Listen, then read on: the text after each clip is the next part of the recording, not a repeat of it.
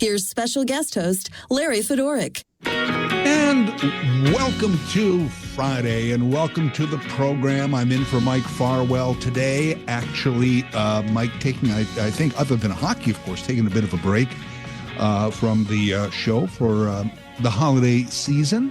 And I think last year at this time, I was here filling in October, but I think going back a full year, right around this time, I was filling in for Mike as well. So it's a holiday tradition. It's what we have going here, and it's very nice to be able to join you during the holidays, to get a chance, the times that I fill in for Mike on 570 News Radio, to kind of reconnect with you in the holidays and say Merry Christmas and Happy Holidays and all that kind of stuff. In the meantime, also a show to go. And here we are on December the 20th, which has been pointed out so far this morning on 570 News Radio, is that it's the last day of school. It's the last day of work for many people, not retail, of course, but last day of work, which could lead to perhaps an awkward office party later in the day. The last day before a holiday or a long weekend or anything. How much work gets done at the office? Really, really. I mean, what do they expect? So anyway, it's last day of work for many people, last day of school, last weekend of shopping for Christmas, certainly. And also today is the last day of fall. It is actually meteorologically, that's a good word, if I could say it. It's the last day of fall. So if you're staring out the window at -5 and blowing snow, or waiting at the bus, teeth chattering, freezing, understand that it's still autumn. It's autumn, and then tomorrow, fairly early in the day, is the winter solstice. That's what happens. We have the equinox and we have the solstice. This is winter and it's a solstice. And it means it's really the shortest day. So the thing we can take after the solstice is that every day after tomorrow, we begin to add precious seconds of light to our day. I know one of the things that Donald Trump said in his campaign, and this went largely unnoticed because of a lot of other bigger things, was that he was going to end daylight savings time, or at least the switch, twice a year. Because more and more, and I don't want to get into this as a topic necessarily, but it is pretty ridiculous that we still do this twice a year. I know there are parts of Saskatchewan, other parts of the world that don't do it. The large swath of North America, we do it. And you can't on your own, say Kitchener-Waterloo or even the province of Ontario, say, we're not going to do it. Maybe Saskatchewan, but Ontario, with all its trade and world connections, we just can't not switch the clocks with everybody else in November and March. The one thing that I'll always applaud George W. Bush for doing is at least getting everybody to agree to push the dates, to fall back later and spring forward sooner, so we don't have to go through the standard time. To me, daylight saving time, whatever it is, should be the standard. Not this time, but daylight saving time should be the standard 12 months a year. And the problem is everybody has to agree. Pretty much all the constituencies and governments across 10 provinces and 3 territories and 50 states and various other municipalities and things, they all have to agree to say, okay, we're going to do this. So I don't know that it's a Donald Trump priority, but he said he's going to eliminate daylight saving time. We'll see. We'll see. But again, after tomorrow, precious seconds of light every day. I actually don't mind when it's dark at 5 o'clock, 4:30, I actually don't mind that for about a week. and then after that, I'm like, oh man, it's dark. What is it, 10:30 at night? No, it's 4 o'clock. Oh, geez. I actually don't mind it. I also kind of I don't say don't like, but when it's, in June and July, that period there where it's light at 9:30 and 10 o'clock at night, I also, I tell you, Mr. Sun, you think the world revolves around you, Mr. Sun. Can we reach some happy compromise? Maybe if it was standard time, so-called, 12 months a year, maybe that would be a little better. We'd have some more reasonable daylight. Anyway, there was a tangent. I thought I would not go on. But again, last day of autumn is today, so enjoy the fall weather, I guess. Oh, we have somebody who wants to get in on the show right away here off the top, so let's go. Let's go to Rudy. Rudy, happy holidays, Merry Christmas. Good morning. Merry Christmas. Good morning. I'd like to say that on daylight savings time, I thought they don't want to really change it unless New York changes it, because they want the stock exchanges to open at the same time. Stock exchanges, you mean New York and Toronto, or? Yes. I see what you're saying, yeah. It's a financial thing, so one doesn't know what's going on before the other one. They want them at the same time. I, for some reason, never thought of that, but that makes a lot of sense. That makes sense, yeah. I didn't know that, but I heard it this other year when they were talking about it. They said, no, we can't until they both do it at the same time. Yeah, since money, time and money, that's, he got lots of one or lots of the other, but never both at the same time. So I can see how they affect each other. Rudy, thanks for the call. I'm just going to go to Alex quickly here before our break. Alex, good morning. You're on 570 News Radio. Good morning. How are you today? I'm not bad. How are you? I'm doing all right. I personally love daylight savings time. I'm a young guy and I own a lawn care company. So in the summer, it means I can work pretty late in the day, especially since I'm a one-man band. It allows me to work till, like you said, 9 o'clock at night, and there's still enough light that I can get stuff done. So personally, I'd hope that they keep it around, but who knows what they're going to do. Now, okay, so let's say it's daylight saving time that it would be the standard. Would you like to see it 12 months a year? I don't know about that. I haven't thought too hard into it. I think we've got a pretty good system going on right now. I never thought about them changing it, but there's always going to be different opinions. Yeah. Alex, thanks for the call. All the best, sir. Thank you for calling. And Alex just said something very telling. Well, of course, his lawn care and gardening business, but he said young guy. And I kind of laughed to myself because I'm like, yeah, when you get a little older, and it takes you 2 or 3 days to get used to the time change each time, or sometimes longer. Then you go, why are we changing the clocks? Whereas when you're younger, it doesn't care. Whatever. What's an hour here or there, right? What's a minute here or there? We'll be back in a couple of minutes. This is 570 News Radio.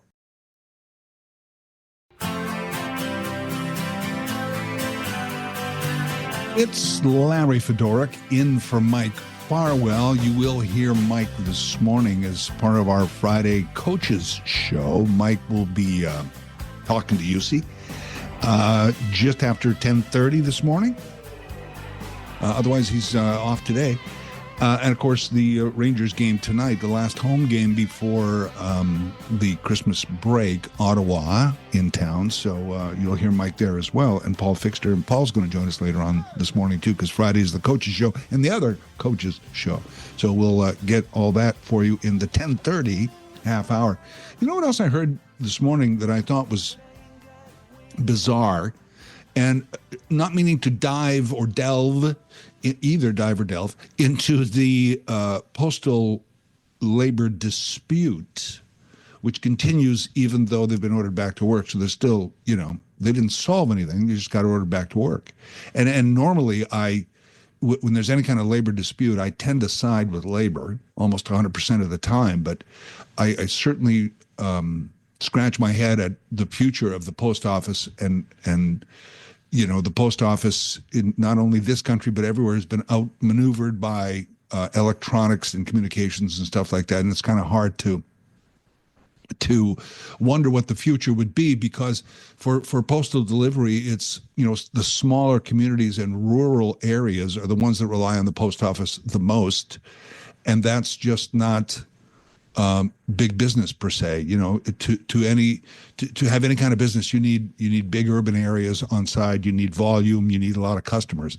And if the Kitchener-Waterloo and Cambridge and area and Toronto and Ottawa and Vancouver, big cities don't rely on Canada Post as much as smaller areas. So I just don't know what their future is. But okay, so the most crazy thing today that I heard is the post office. Canada Post puts out a statement that says, yes, you can still, kids, get in your letters to Santa. And we promise that we will deliver these letters to Santa before Christmas. That's what they said. Now, normally, usually towards the end of November, when Santa Claus parades start popping up all across the country, Canada Post sends out workers that usually walk the parade route. Am I right here? And they collect letters. It's one of the ways. You can also do the, HO postal code and throw it in a mailbox. Couldn't this year, but normally that's how you do it. And they collect them at parades and everything, and then you get a letter back from Santa. So what they said was, tell me if this is crazy. I think it's nuts. They said, okay, we'll guarantee that your kids' letters get delivered to Santa, but we cannot guarantee that Santa will write you back.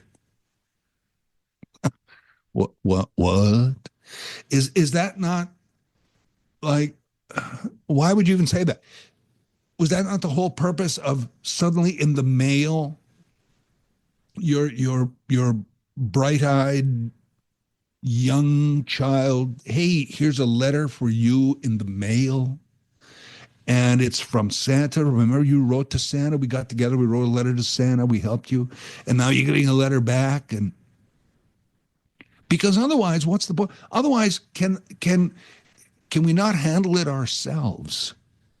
Like, I thought it was a cool initiative that Canada Post did every year, where they said, you know what, letters to Santa. And they had the cool postal code and all that kind of stuff. It's really nice, good, public relations, and very nice of the post office. But at the same time, the letter back was the whole idea. And if you got to tell your kid, write to Santa, Santa's probably not going to write you back, then you got to start explaining labor unions to your 5-year-old. It's just, well, here's why the letter can't come back, because there's been a dispute, and then the minister ordered them back to work. It's we'll handle it ourselves. There are ways, like in the older days, you wrote to Santa, and unless your parents walked you out to the mailbox and you deposited the letter, mom or dad took the letter and said, don't worry, Larry, I'll mail this for you. And then at some point, you got a letter back. Or on Christmas morning, you got a note that said, got your letter, heard you've been a good boy, here's your, look under the tree kind of stuff. You got to know, thanks for the cookies, and the letter back. But that's what, I'm not making this up. Canada Post said, I'll tell you what, send your letters to Santa. We'll make sure he gets them. We just can't guarantee that Santa's going to write back. Why even say anything? Isn't that bizarre? It's 9:21. I'm Larry Fedoruk in for Mike Farwell. A good show lined up for you today. I want to tell you what's coming up. We'll do that in a couple of minutes. Be right back. I'm Larry Fedoruk in for Mike Farwell today. Bob is calling the show. Hello, Bob. Morning, Larry. It's been a while. It has been. Yeah. But, hey, way back in the day when we sent our letters to Santa Claus, most of the families had children, more than one. So Santa had a whole lot of letters. And I remember getting my last letter about 60 years ago from Santa Claus. Was I ever happy? And I had 7 brothers and sisters, and not all of them got a letter, back from Santa. But a couple of us did, But, right. I don't know, man. Today, the first day back off the strike, they sent me something I did not want from the post office. That is a whole damn load of junk mail. And that's all I got. I've been trying to get rid of that for 25 years. There you go. All right, brother. You have a good one. Merry Christmas. Merry Christmas, Bob. Thank you for the call. I got mail yesterday. When they went back Tuesday morning, I actually checked my mail just to see if, and I didn't get anything Tuesday or Wednesday, and then Thursday I got something, and it was a bunch of flyers and things like that. I personally don't mind junk email, and I don't mind spam email. I don't mind it at all, because I grew up in advertising and marketing and media, and it was the way people made a living and got the news out for their store or sale or whatever. And it's really not a big stretch for me to just go, oh, thank you for this, into the recycling. Or for electronic email, it's like, oh, thank you, not interested, delete. It's 2 seconds, and yet people for some reason really have a hate on for junk mail and spam emails. It's like, I don't really care. Somebody's making a living from this, good for you. So, yeah, Canada Post says, send the letters to Santa. We'll make sure he gets them. We just can't guarantee that he'll get back to you this year. So I don't even know why they would make that statement. We go back to, like, as Bob implied, you go back to the old days where you handle it all within your family. You know what I mean? We'll do the letters and make sure the response, we'll do it ourselves, so to speak. Wink, wink, nudge, nudge. Coming up on the show today, I mentioned that we have the Coaches Show coming up at 10:30, so Mike will be here for that. I'll talk to Paul Fixter, the color commentator for 570 News Radio for the Rangers games. I'll talk to him for the other Coaches Show. Dave Phillips is going to join us in about 20 minutes. He's senior climatologist with Environment Canada. And the perennial question, will we have a white Christmas? We certainly have a white Christmas shopping weekend coming up, a white Friday. But what about white Christmas? Every year we want to know. And we're very fussy about it, too. It can't be, we want a white Christmas, but we don't want it storming because a lot of us have to travel. And then, we don't want it to the point where it's canceling road trips and airline flights. But if we could have a nice sprinkling once everybody's inside enjoying dinner, we're very fussy about white Christmas. So Dave Phillips will join us to talk about that. What else?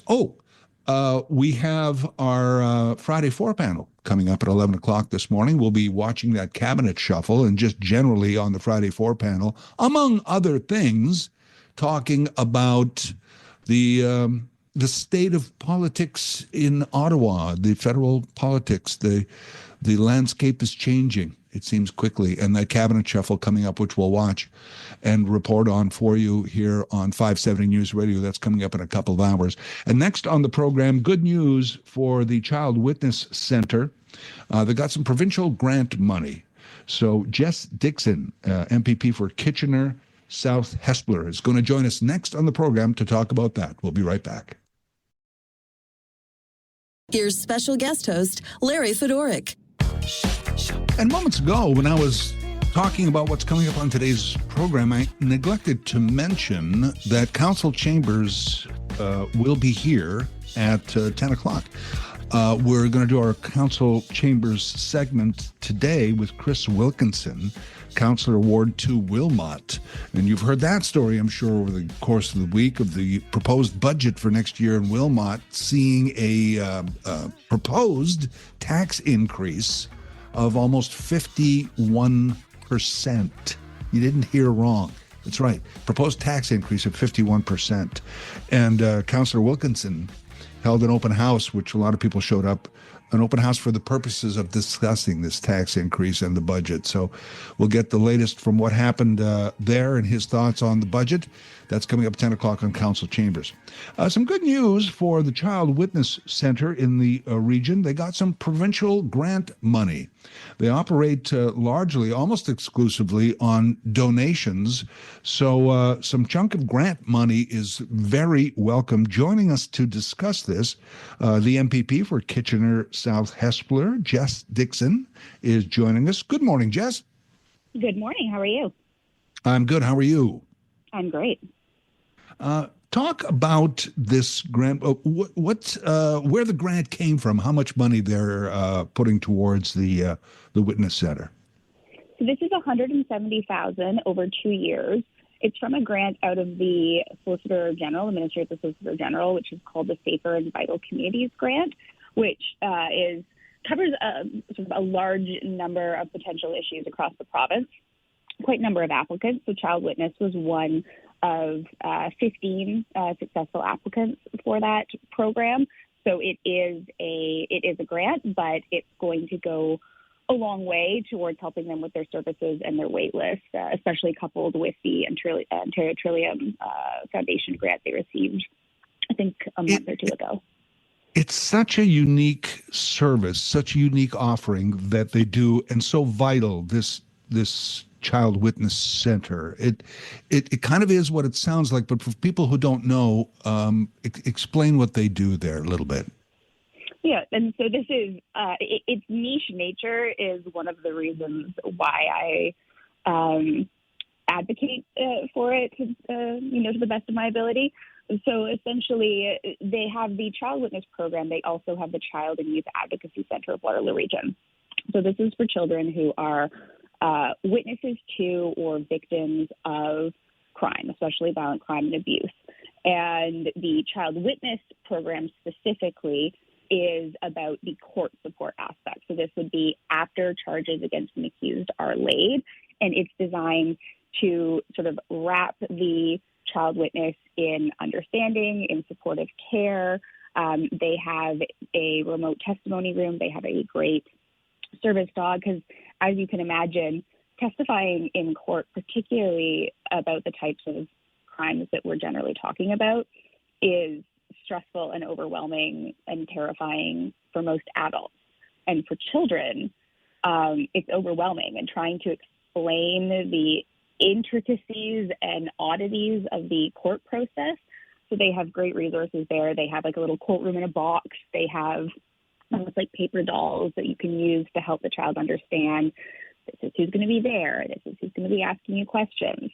So it's about not just sort of supporting that child through the process. It's about trying to sort of heal as you go. And also from the perspective of a former Crown attorney, it's a really important aspect of justice, because a supported and informed witness, whether child or adult, is more able to participate in a prosecution. Well, I mean, we've talked over the years about how in some cases, violence and abuse, the courts are not necessarily victim-friendly, or could be more victim-friendly. This is now another aspect of it, where as a child you witness this, that's trauma number one, and now trauma number two, you have to go through all of this. As you have pointed out here, you're in a courtroom, you're being questioned. In some cases, maybe a defender is saying, "Are you sure? Are you making it up?" Or I just can't imagine going through it. Never, much less being 12 or 10 years old going through it. It'd be incredible. Absolutely. And the thing is, with these programs, with the Child Witness program specifically, many people that don't generally sort of operate in, abuse, social services, criminal justice, et cetera, may not even realize that this is a need, or they may just assume that it's a need that is automatically filled. But the truth is that a lot of our adult victim supports, for example, there's a program, VWAP, the Victim Witness Assistance Program, which is a MED program, Attorney General program that runs in collaboration with the Crown offices. But VWAP is more so adult victims. And so, I'm a huge champion for the Child Witness Center locally, but also for trying to understand the sort of service map across Ontario of these programs as well. I know you also do some work. You advocate wonderfully for the Child Witness Center. I know you also do some work with women's social and economic opportunity. That's one of the things you do at Queen's Park as well. Yes, I'm the parliamentary assistant to that ministry, but since April, I've been leading, you may have heard about it in the news, it's the Subcommittee on Intimate Partner Violence and Sexual Violence. So that's been probably the most important project I've ever had the honor to lead and work on.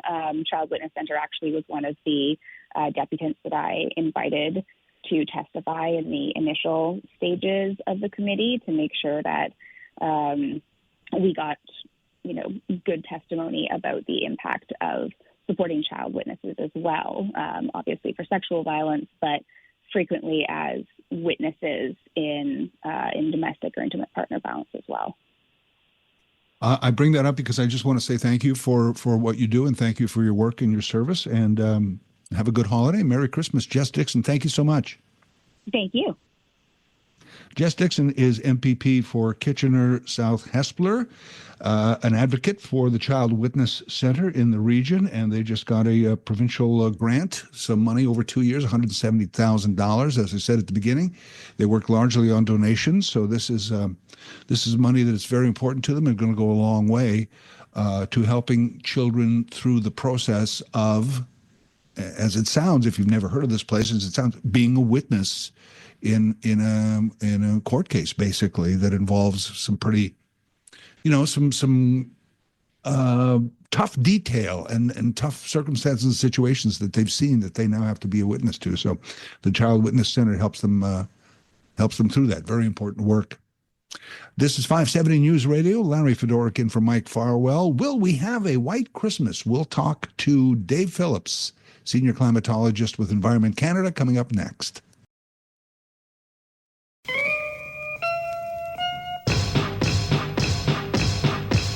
Larry Fedoruk in for Mike Farwell today. It's Friday on 570 News Radio, so that means Council Chambers coming up at 10, the Coaches Show at 10:30, the Friday 4 panel at 11, and then, of course, at noon, and this is every day at noon, every weekday at noon, our 12 o'clock Talkback hour.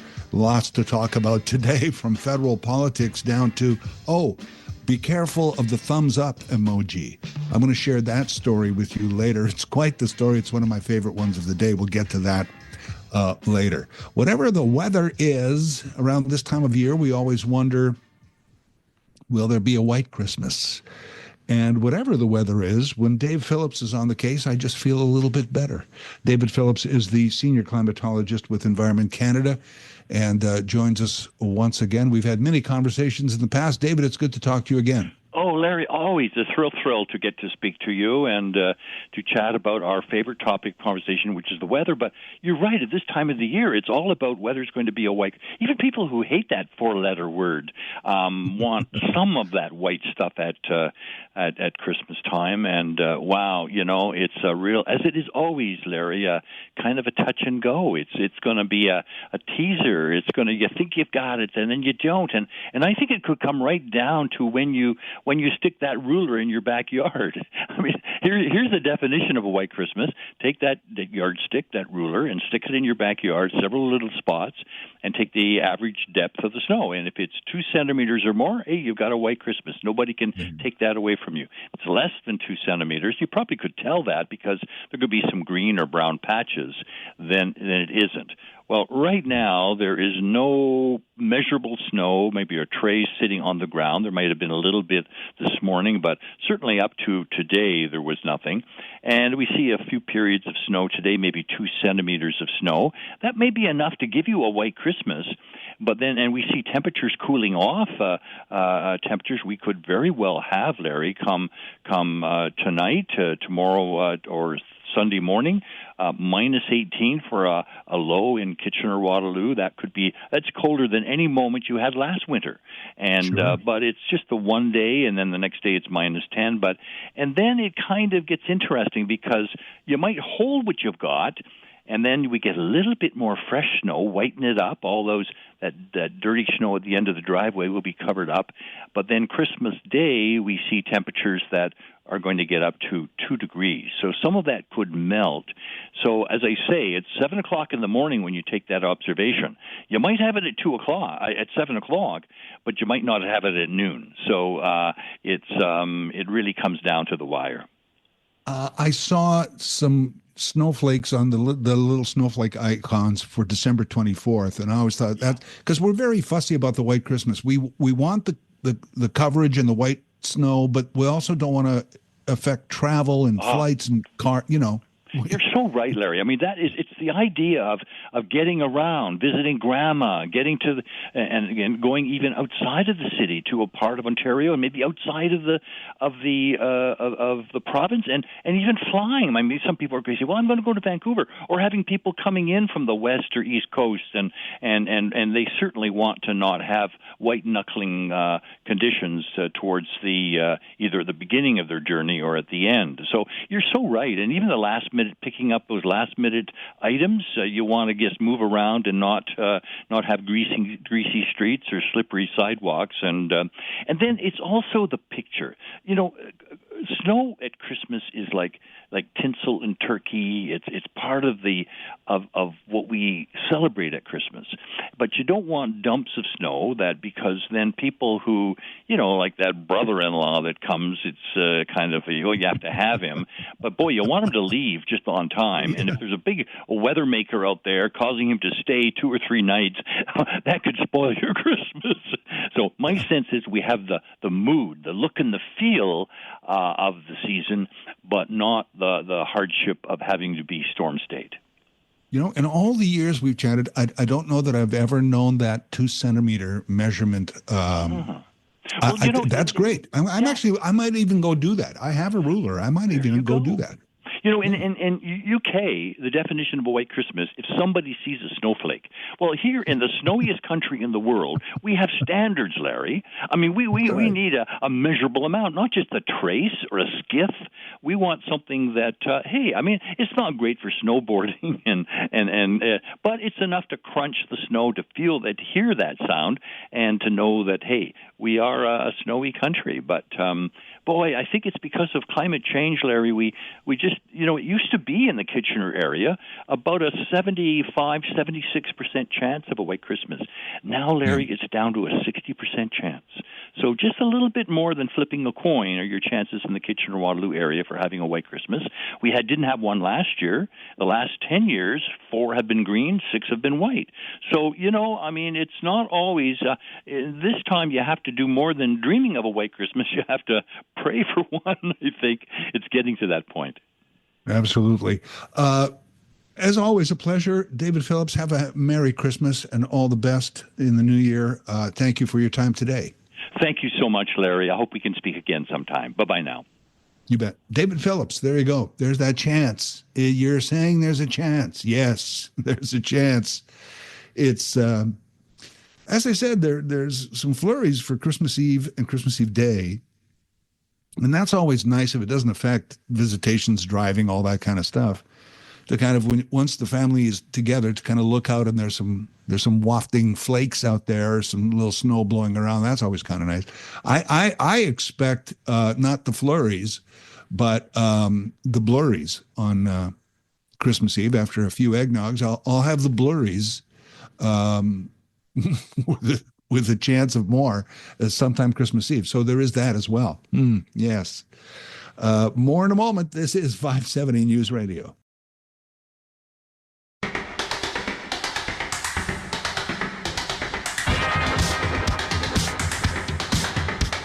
I'm Larry Fedoruk.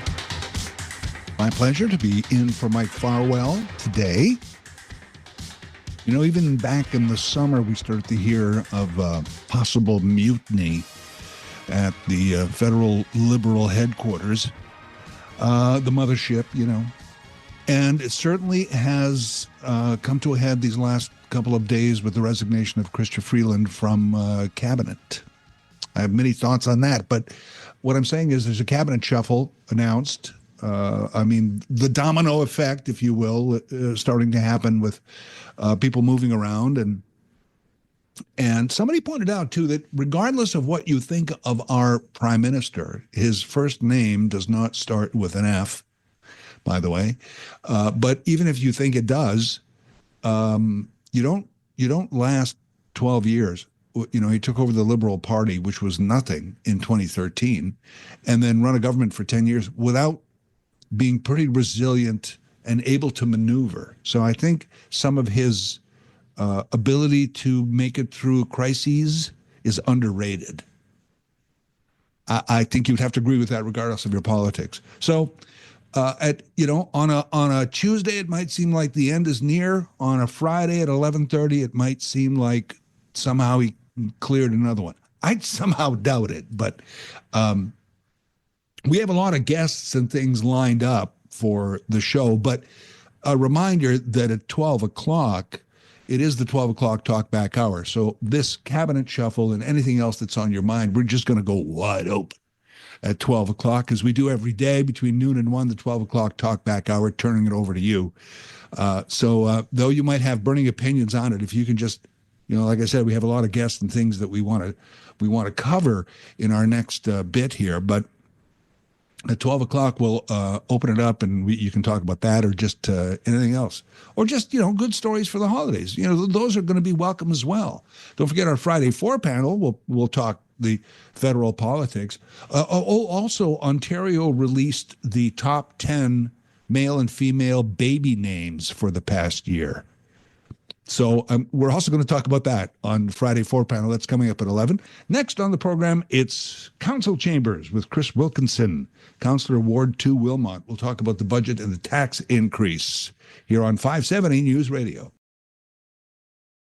Here's special guest host Larry Fedoruk. And at 10:30, Mike Farwell will actually be here with the Coaches Show. And then the other Coaches Show, Paul Fixter and I will further discuss the Rangers, maybe even the World Juniors if we get a chance, because it is, kind of mid-season for junior hockey. And there's a lot of time off, and the World Juniors kind of fill that hockey void for fans, of course. So all that's coming up 10:30. 11 o'clock is our Friday 4 panel. At this time, every Friday on 570 News Radio, it is Council Chambers. And our guest today is Councillor Ward 2 Wilmot, Kris Wilkinson. Councillor, welcome to the program. Hi, Larry. Thanks for having me. Happy snowy Friday. We're finally starting to see some nice weather headed towards Christmas. Yeah, and cold, of course. That it is. Cold. Can't have snow without cold, I guess, but nevertheless.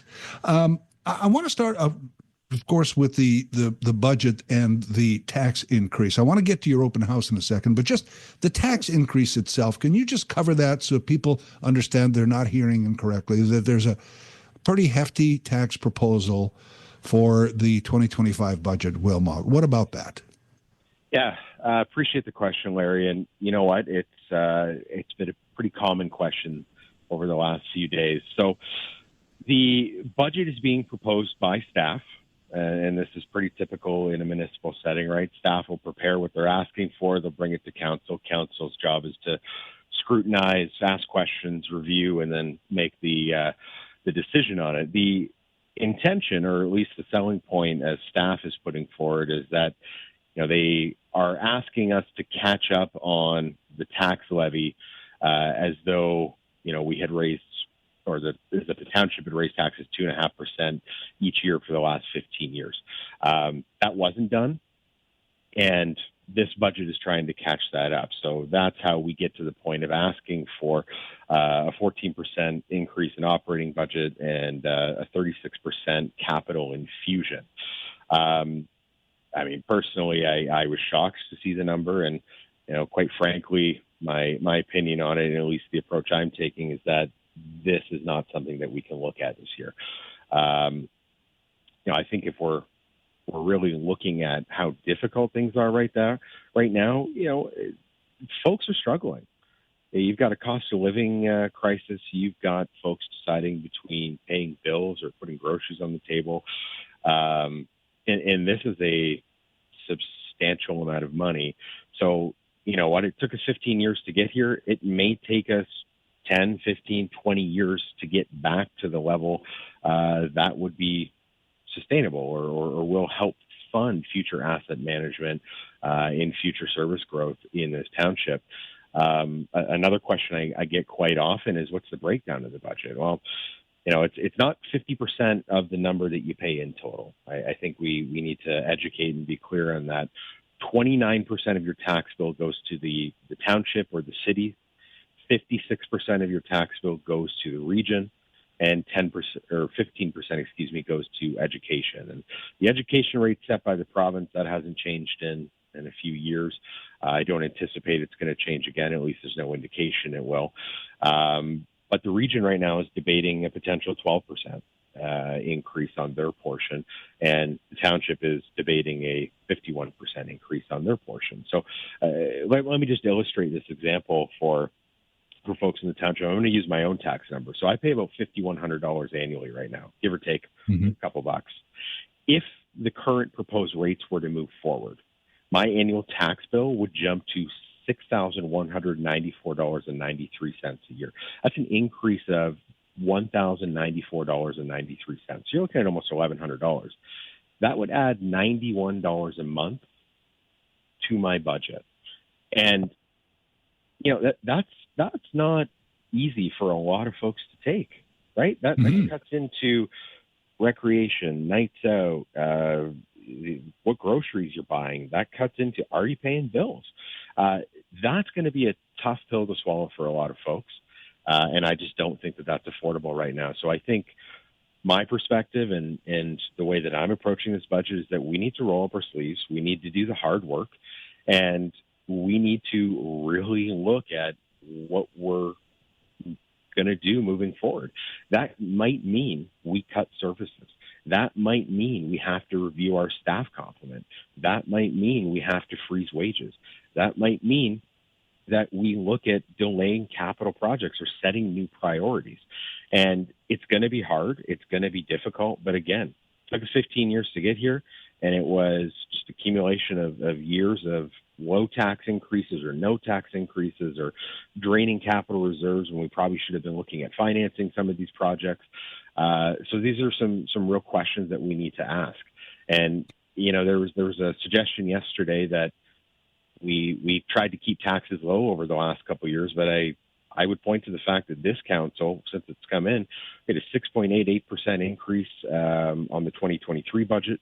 The 2024 budget saw a 10.8% increase, right? So we've done some work already, on top of the fact that there was also a dedicated infrastructure levy that was going up 2% a year that was passed by the previous council. So we had started this trend towards saving money or dedicating taxes to paying for infrastructure, right? So some of these steps were taken, but this year it sort of seems that the proposal is we have to stop everything and infuse our budget with a huge capital number, which it's substantial. It is substantial, and to your point, which I want to pick up in a moment here about the capital infusion, that because it's been ignored for, as you say, about 15 years, you can't necessarily fix it in the next budget. It may take time to, over time, smaller increases in increments to get back. And the people's attitude with taxes, everybody wants to pay fewer taxes, but everybody expects the service that those taxes bring us. So we'll pick up that discussion in a moment here. Our guest is on Council Chambers, Kris Wilkinson, Councillor, Ward 2, Wilmot. We'll be back in a moment on 570 News Radio.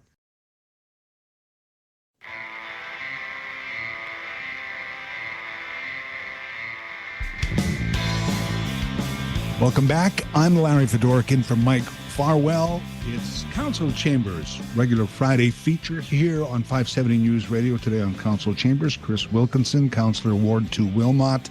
The proposed tax increase of almost 51%. And Kris, I'm not sure if I still fully understand how, in your example of $5,100 a year and a tax increase, why wouldn't you be paying $7,500? You said your increase would be about 20%. Not sure if I'm still getting how that works, but yeah, no problem. Let me break it down real quick here. So right now, the way taxes are collected, they're collected by your city or they're collected by your town, right? And it's a cumulative bill. Portion of it goes to education for the province. Portion goes to the region or the upper tier municipality, which in our instance is Region of Waterloo. And then a portion of it goes to the lower tier, which could be Township of Wilmot, Township of Woolwich, City Kitchener, City of Waterloo, etc.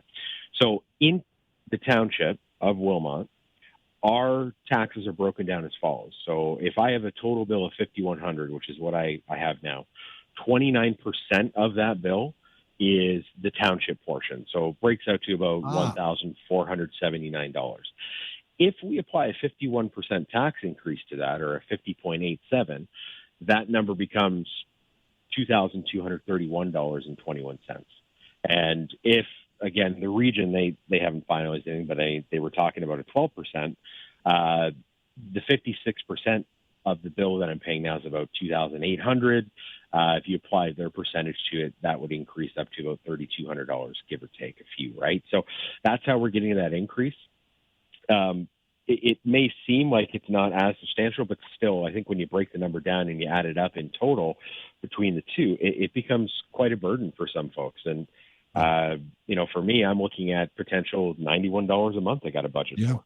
Yeah, you're right. And you broke it down before, but it didn't click for me that the portion, you applied that increase to the portion, which would be Wilmot in the case. So that just clicked for me now. Thank you for doing that. You had an open house inviting people to discuss the budget and proposed increases. How did it go? Who showed up? What were people saying? Well, I appreciate you asking. You know what? It went incredibly well. I didn't know what to expect for a Saturday morning in St. Agatha. It was cold, but we opened the doors. We started at 10 a.m., and we had about 260 people in the room, which is a great turnout. I know I had a few folks from other areas in the township, some from New Hamburg, some from Baden, but I would suspect about 200 to 220 were directly from my ward, which is Ward 2, and the Northern Rural Ward represents St. Agatha, Petersburg, Phillipsburg, Foxborough, etc. We had a great turnout. We had a very good conversation, and I feel comfortable suggesting to you that my mandate walking out of that room was to ask hard questions, look for cuts, adjust services if needed, and try and really limit what we're doing here. And in essence, I floated the idea, I said, if that meant that we were dropping services and we look for potentially reduction in spending of 10%, right? If we were to cut our expenditures by 10% from last year's number and maybe increase taxes by 5%, is that reasonable? And it got an overall resounding yes.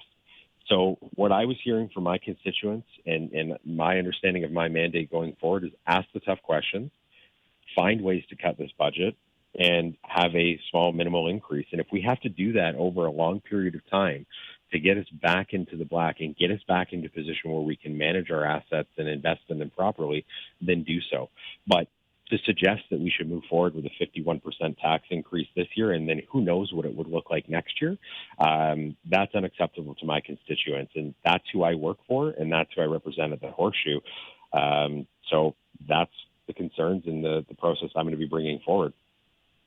The other part I'm taking from that story is that it's good to have people engaged in local politics, because often that local politics gets the lowest voter turnout, yet it's most impactful on people's day-to-day lives is the local. So the fact that you got 200, 250 people, I think is great. Yeah, and I agree. It's absolutely one of the most impactful areas, and we tend to overlook it. I think province and federal gets a lot of attention, but at the end of the day, your regular day-to-day life is impacted most by municipal politics. There is no doubt about that. So there's some hard work ahead of us right now. Well, and you can't run deficits. Not that those are ever good at any level of government, but it's simply not allowed. So that's the other thing. You're right. And I think there's, maybe there's some different approaches we can take a look at here. I mean, one thing missing from our budget is there was no 10-year capital plan filed. And for that matter, potentially we need to look at one that goes even deeper and longer out into 20 years or 15 years. But, that was missing, but we've seen that in the past. We produced one last year. We produced one the year before. So I'd like to see that. I'd like to see a summary of services and look at the usage rates and see some analysis and some variance analysis on our numbers that are being presented by staff, because it's going to allow us to make those informed decisions and determine, whether or not we should continue providing certain services and maybe look at some areas that are inefficient that could potentially be slated for cuts. And that's the work that we have to do, and that's what I'm going to be asking staff to bring forward. And my hope is that my colleagues around the council horseshoe will support that idea and take a deep look. I'm not suggesting that my proposal of a 10% reduction in expenditures is going to happen, or that we're only going to get the number down to 5% increase. That's what my hope is. But I'm looking for support on that, and hopefully that we can find a way to work together and look at some of those numbers to potentially achieve that. There's no doubt, don't get me wrong, have our capital assets been ignored? Has our investment in those pieces been ignored? Yes. Do we need to invest in those things? Yes, absolutely. However, we need to readjust and set priorities. And, if that means that we put things off, it could potentially mean it gets more expensive down the road, but maybe we can't afford it right now. And there's also different ways that we can get creative with financing. If we're purchasing new vehicles or we're purchasing new buildings, we don't necessarily have to pay cash for those things. There are ways that we can look at financing that potentially over years, or maybe using debt as a tool to help bridge the gap. And these are some of the options that I want to see brought forward, because quite frankly, the ask of the taxpayer right now is just far too much, in my opinion. And this is still proposed, so I take it you're still looking for feedback as well. If people want to contact you, they can, and give you their thoughts and opinions on this? Absolutely. So as you mentioned, I held my town hall. We had a great turnout. We got great feedback. There are some town halls coming up that we're going to see hosted by my colleagues. So up first is the Ward 3 Town Hall, which is Baden. That's hosted by Councillor Sadhu. That is on Thursday, January 2nd at 7 p.m. at the Wilmot Recreation Centre. And then following that, you have the Ward 4 Town Hall hosted by Councillor Martin and Councillor Dunstall. That's focused on New Hamburg. That's going to be Saturday, January 4th at 10 a.m. at the New Hamburg Community Centre. Then we actually have public delegations scheduled at Council Chambers for Tuesday, January 7th, beginning at 7 p.m. You will need to register, but you will be given time to address Council, make suggestions, let your opinion be heard. And we have a lot of intelligent folks in this township, so I want to hear from you. If you have ideas, if you have things that you suggest could be cut, bring it forward. And then there's the Ward 1 Town Hall hosted by Councillor Cressman in New Dundee, and that is the Southern Rural Ward. That is going to be Thursday, January 9th at 7 p.m. at the New Dundee Community Centre. And all the while this is going on, we have a dedicated email, which is budget@wilmot.ca. You're able to send in your thoughts and suggestions there. That information is going to be summarized and shared with all of council. So please do let us know what you're thinking, what you're feeling, and it's helpful, right? You can send your thoughts there. All right, Kris Wilkinson, thank you so much. Great information, and looking forward to talking again. Thank you, sir. My pleasure, Larry. Have a great weekend, and Merry Christmas, Happy Holidays to everyone out there, and a Happy New Year if we don't chat. But again, appreciate your time. And you as well. Kris Wilkinson is Councillor, Ward 2 for Wilmot. That is Council Chambers. Back with more on 570 News Radio. I'm Larry Fedoruk in for Mike Farwell. 11 o'clock this morning for an hour. It's our Friday 4 panel. Marjorie Ann Knight is going to join us. Philip Mills, Philip Malto. I think that's my panel. The way the schedule goes, whenever I'm filling in, it seems to fall that Marjorie and Philip join me, so I feel like it's my panel. Aha. The Friday 4 panel coming up, lots of things to discuss, including the cabinet shuffle, which is about an hour away. We'll see what's happening federally, and the dance that continues for Justin Trudeau and all the moves he has to make. So that's coming up. Next on the program, Mike Farwell will be here with the Coaches Show. That's next on 570 News Radio. Here's special guest host, Larry Fedoruk.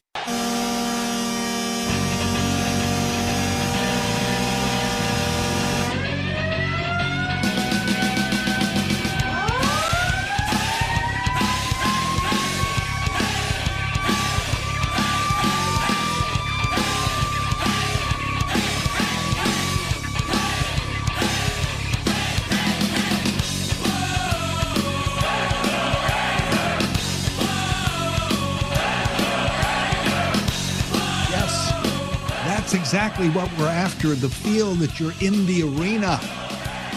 It's already Friday night, and Ottawa's in town, and they're about to drop the puck. That is the feeling we're going for here. It's the Friday Coaches Show.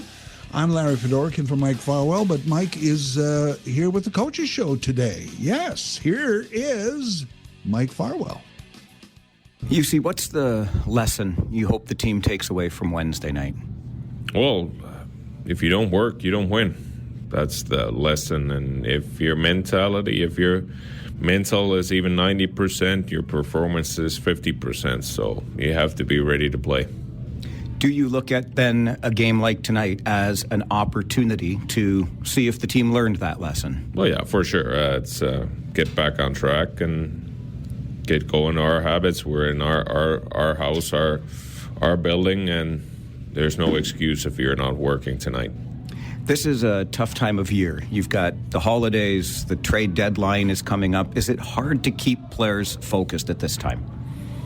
Well, I guess, but that's all excuses. Like, we go game by game, and after this game, then you have all the time in the world to have a nice holiday. So let's be focused on this game and not think too far of the trade deadlines or anything. And the players you can't do anything about it. It's not in their charge. Like, play the best tonight and then have a good 6 days off. How important was it for you to see the power play get a couple of goals on Wednesday? Oh, it's good. It's great always see. Like I said before, like, I wasn't really worried. Only one game, Kingston, we were bad. But if you get chances, the goals will come, and it came. So I guess it's a bit bigger for the players and maybe our assistant coach who runs the power play. But for me, it's I wasn't scared at all, like frightened at all, But it's good, of course, to get those goals. You've been moving guys in and around your forward lines. Are you still looking for combinations that you like? You do movement when you don't play good. That's when you do changes. So there are spots to take, and now we want to see who wants to take it. And the fact is, our first line haven't been producing last 11 games, and our second line a little bit more, but we need our top six to be better. And that's why we've been doing changes. And actually our third and fourth line have been actually really solid for how I see it. And this is something you've always talked about. You have bodies in this lineup. If you're not producing, there's somebody else ready to take the spot. Oh, yeah, and not even producing, but playing the right way. Like, you don't always score points even though you can play well. But for me, it's more like how you play, and then score takes care of itself if you do good things. What do you have to do against Ottawa to be successful tonight? Well, they're a structured, hard-working team, so you have to be dialed in, and you have to be playing the right way. And that's today. You have to play the right way if you want to win. All right. I practiced something I want to try. Hiva Yola. How did I do? For a foreigner, all right, it's Hiva Yola. Merry Christmas. Thank you for this, and good luck tonight. Merry Christmas. You got a 10 out of 10 on yours. You did very well. Usia Hoke is the head coach of the Kitchener Rangers, joining us for the final coaches show before the Christmas break. Rangers taking on the Ottawa 67s tonight here at the Memorial Auditorium. This is the first meeting of only two between the two teams this season. Dave Cameron, of course, the head coach with the Ottawa 67s, will not be here. He is with Team Canada. And Luca Pinelli, yes, of that Pinelli family, the younger brother of former Kitchener Rangers captain Francesco Pinelli, not with the 67s, as he also competes for Team Canada. We will make our trip. You always look ahead on these things when you're in this league. When do you do this trip? When do you do that trip? We go up to Ottawa. We'll take Kingston on the way there, catch Ottawa, and then Peterborough on the way home in mid-February, Family Day weekend. So that's when the Rangers will next see Ottawa. But the 67's here, and tonight marks the final night of OHL regular season play before the Christmas break. The league shuts down beginning tomorrow and then resumes on the 28th. So as you just heard the head coach say, 6 days off for the boys after the game tonight. They'll obviously come back, get some practice in when they're allowed to do that again, and get ready for the second half of the season. This is game number 33 for the Kitchener Rangers this season. And they have an opportunity, if they can be successful tonight, to pick up 23 wins in those first 33 games. Last year, when Christmas rolled around, the Rangers played game number 34, and they got win number 24. So they're right in step with where they were last year if they can pull off the victory over the Ottawa 67s tonight. It will be your traditional Friday night at the Memorial Auditorium, a 7 o'clock puck drop. That means pregame coverage with me and Paul Fixter gets underway at 6:30. Your Harris Law pregame show begins then. We'll fill your ears with all the information you need before the game. And then after the game, Paul and I, of course, stick around for one more Rangers talk before the Christmas break, taking your calls until 11 o'clock tonight. So starting with Harris Law pregame show coverage at 6:30, we have got you covered right through until 11 on your home of Kitchener Rangers hockey. Paul Fixter, the Other Coaches Show, is coming up right after this quick timeout. Stay with us. Thanks to Larry Fedoruk for filling in on the Mike Farwell Show today. This is 570 News Radio.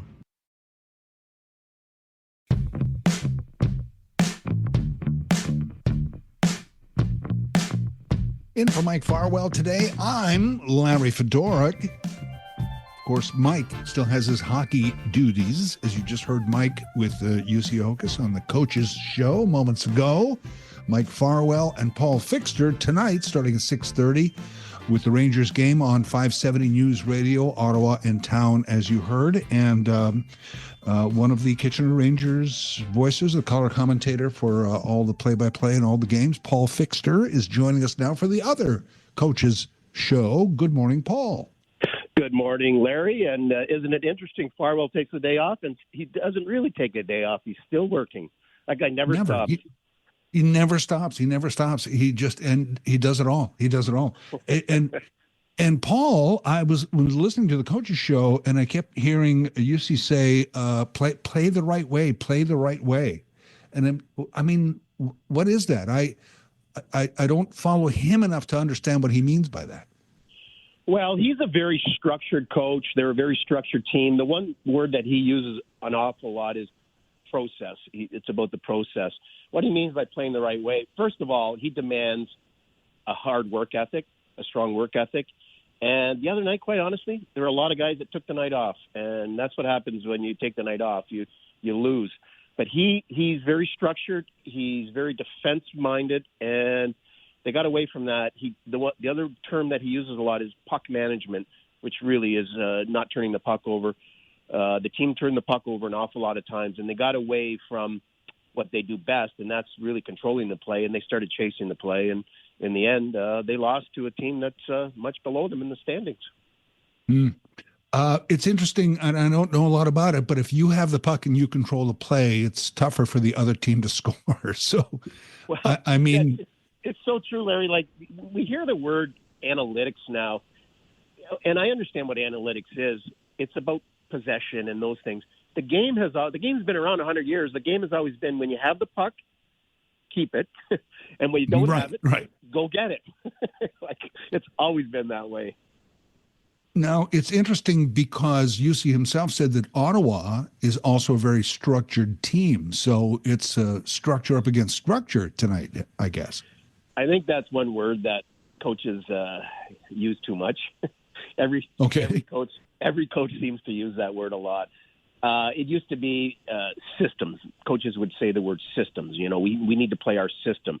Now they've kind of coaches are copycats, and we seem to copy one another. And once the word structure got out there, that's the word that's used a little bit more than systems. But Ottawa's a well-coached team. Their head coach isn't going to be there tonight, as Mike alluded to. He's currently with the World Junior team in Ottawa, where we begin the tournament on Boxing Day. He's a very good coach. He's coached at the National Hockey League level. He's coached the World Juniors before. He's won championships. He's been in the American League. He's a guy that knows the game inside and out, and he's a very demanding coach as well. So just because he's not there, I expect the team to play the way Dave Cameron would want them to play. The other thing that they're missing, and Mike alluded to this as well, Luca Pinelli is by far their best player, and he won't be there tonight. So I think when you have things like that within the game, Kitchener has to take advantage of Ottawa not having their best player. The break is coming up. This is kind of the mid-season break for junior hockey.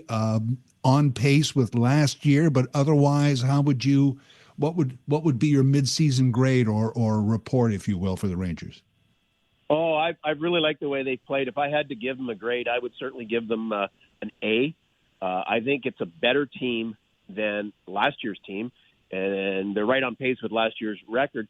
But I think they're a better team because they're deeper. And I think case in point in that is last year they had a line of Justin Botno, Cameron Mercer, and Antonino Pugliese. Pugliese was an overager. They got rid of him earlier in the year because you're only allowed 3. They recently traded Justin Botno. That was a line that was very, very popular, very energetic, played a third-line role, penalty killed. They were a big part of this hockey club last year. When you get rid of two of the 3 of those players of that line, that says something that this team is much deeper than last year's team. I think it's a better team than last year. Their strength is certainly goaltending and defense and depth up front with more scoring than they've had. I think it's a better team. I think it's a team that has a bright future as well. And I don't want to get too far ahead here. There's Ottawa tonight, and then there's a break of just over a week. But then returning from the break, Rangers up Sudbury and North Bay on a bit of a trip there. So what do you look at there Larry, when you get back? What's that? I'm not looking forward. You had to remind me of that. I'm not looking forward to that trip. The trips north I always find tough, especially this time of year. You never know with road conditions. So I think one of the things that Mike talked to UC about, and it's not easy. These kids are young, and staying focused. I think they do get excited about getting home and seeing their friends and maybe seeing a girlfriend who might be at home and their parents and, what Santa Claus is going to bring them for Christmas. It's not easy to keep these guys focused. As much as we say we need to, it's not an easy thing to do. Yeah, when you meet some of these guys and they're tall and they're athletic and everything, but they're so young, you can't, especially as the older I get, the younger they look, kind of thing. But yeah. So that break is filled, of course, every year by the World Juniors. Who do you like at the World Juniors this year? Well, I think Team Canada is certainly the team to beat. There's a lot of pressure on them, Larry, because the tournament is being played in Canada, being played in Ottawa, and they had a 5th-place finish at the last World Juniors, which was held over in Sweden. 5th-place finishes in Team Canada, they don't sit too well. So I think there's a lot of pressure on Team Canada. I certainly like their team. When you look at some of the cuts they've had to make or some of the players that weren't even invited, I think it shows you the depth of this hockey club. But you can never count out Team USA, Team Sweden's good. I don't know enough about the Finns, but they compete hard. But I think certainly the favorite would be Team Canada, and I think anything but gold will be a disappointment. Well, I felt the same way. If you're not in that, at least in that gold medal game, I don't care if you're bronze or 5th. It doesn't really matter after that to me. But you got to be in that game. And for me too, I'm glad it's in Canada, but that means we're not going to have hockey at 10 in the morning. I always love that when it's in Europe or somewhere that we have. That is nice. Certainly when you get the games at 10 in the morning. It's the same when the NFL goes over to London, England, or wherever, Germany. We get the games here at 9 or 10 o'clock in the morning. It's kind of nice. Yeah, true. Paul, I look forward to hearing you tonight on the pregame and the whole game, actually. And it starts at 6:30 on 570 News Radio. Paul Fixter, thank you very much. Merry Christmas. Merry Christmas to you, Larry. Have a great day. That is the Other Coaches Show with the other voice of the Kitchener Rangers, Paul Fixter. I'm Larry Fedoruk. Back in a moment.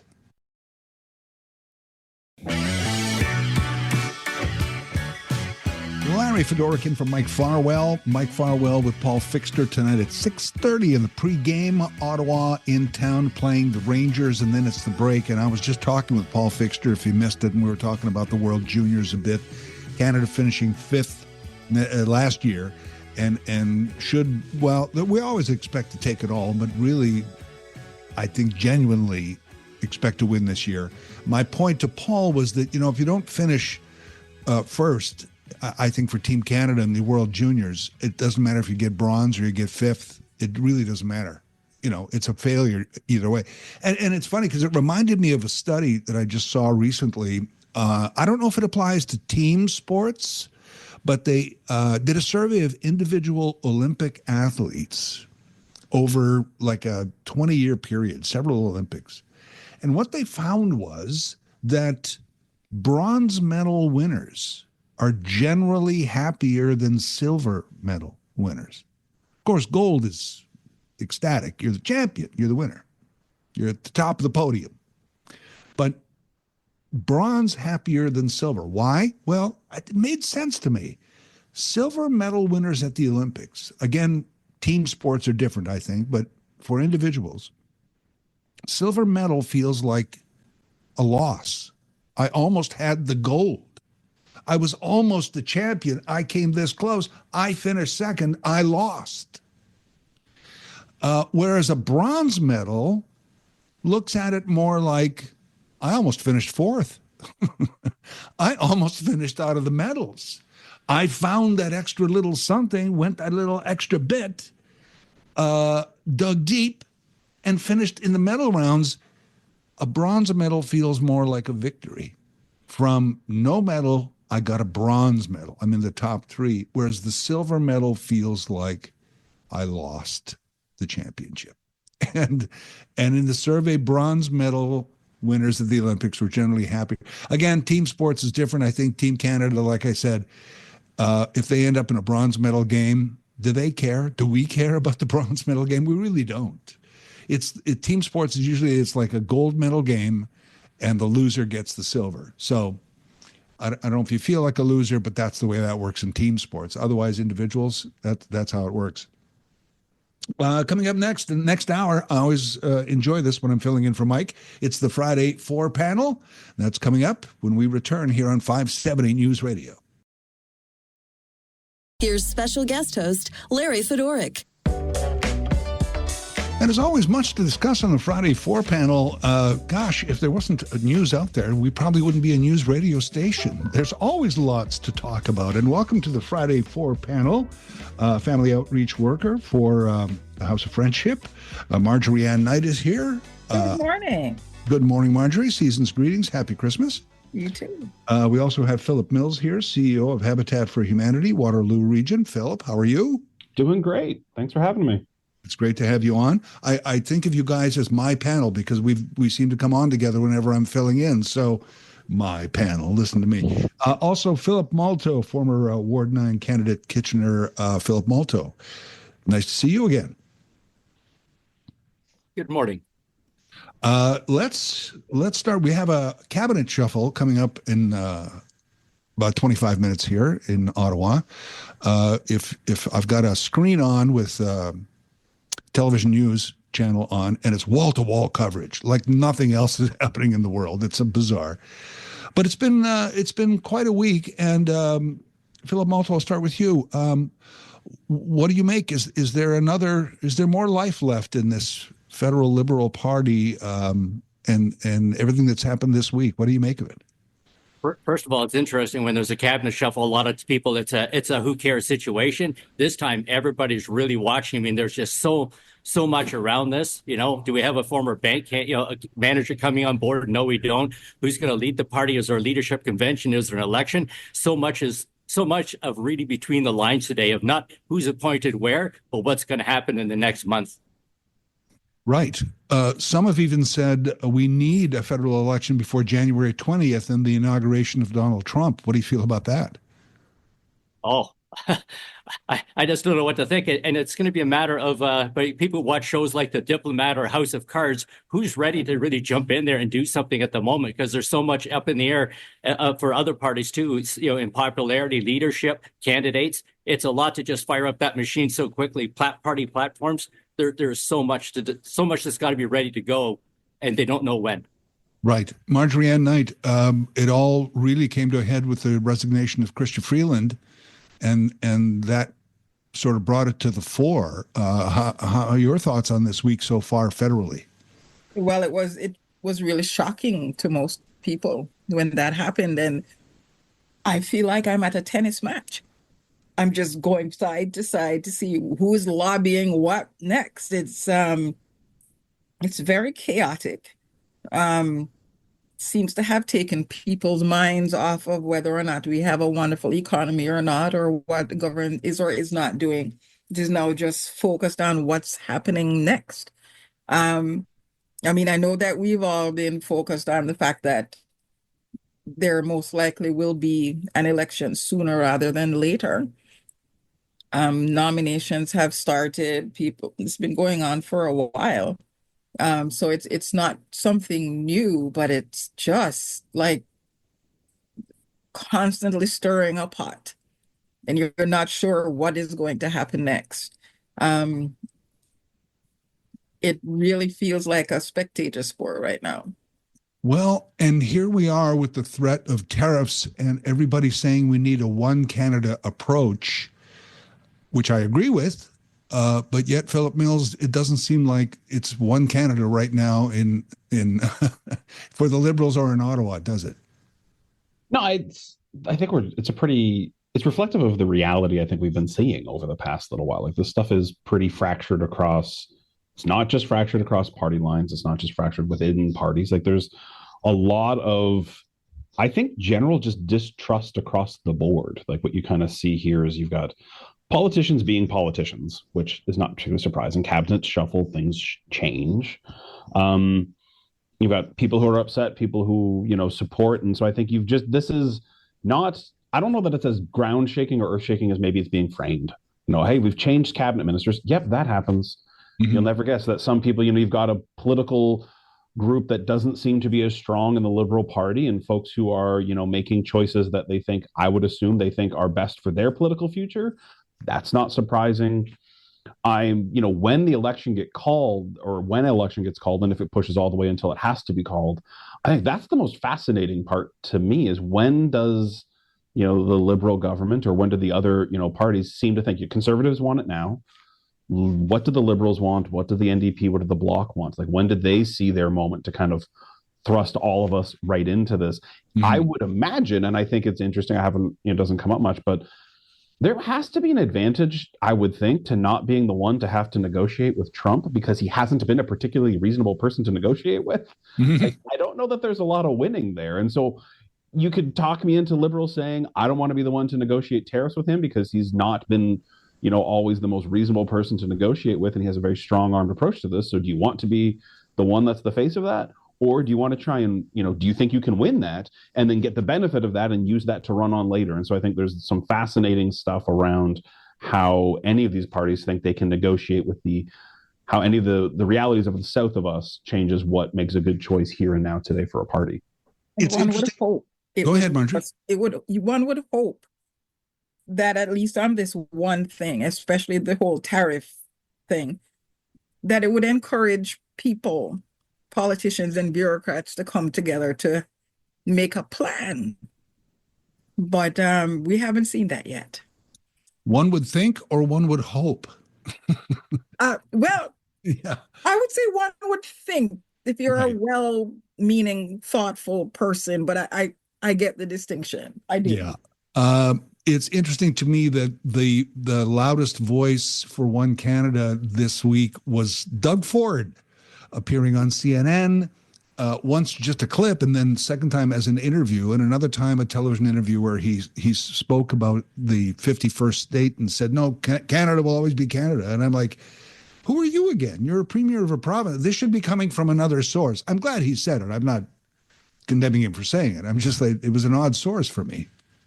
But there aren't good voices. I think both sides, and I think you've got, specifically the Conservatives have been pushing on the idea that Canada is broken and that it isn't, in a good space. And so it's hard to, I think, to pivot that going forward and saying, we are One Canada, actually leave us alone. We're in good shape, which I think Ford's answer was very much was a unifying sort of idea, but we all come together. I think that's hard to do when your entire political platform has been pushed around. We're not unified. We are not One Canada. This is a fundamentally broken space that needs tons of work. It's hard to then push back against somebody else saying the same thing. I got to go to break here, but my analogy is always that shot of the Parliament buildings and the two cranes on either side. And I always look at that shot and go, which crane is pointing left and which crane is pointing right? And sometimes they both point in the same direction. But it's analogous to me. It's always like, this is our country. It's under renovation. You know what renos are like. You always find something else that needs fixing and something else that's wrong. And it's still under construction. So that's my analogy of the shot of Ottawa every time. We have to take a break. Philip Mills, Philip Malto, and Marjorie Ann Knight. It's the Friday 4 panel. Larry Fedoruk in for Mike Farwell. More in a moment.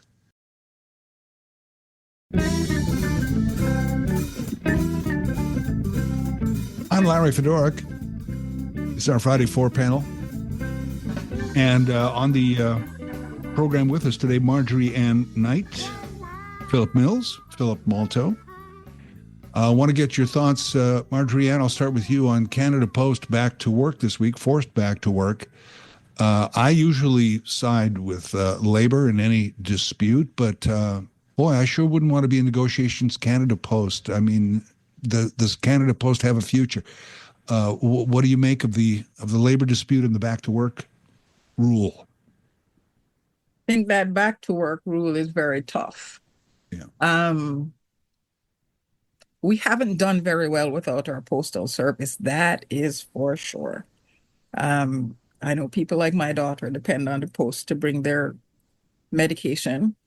She has a major disease and she gets her medication sent to her through the post. That caused quite a problem.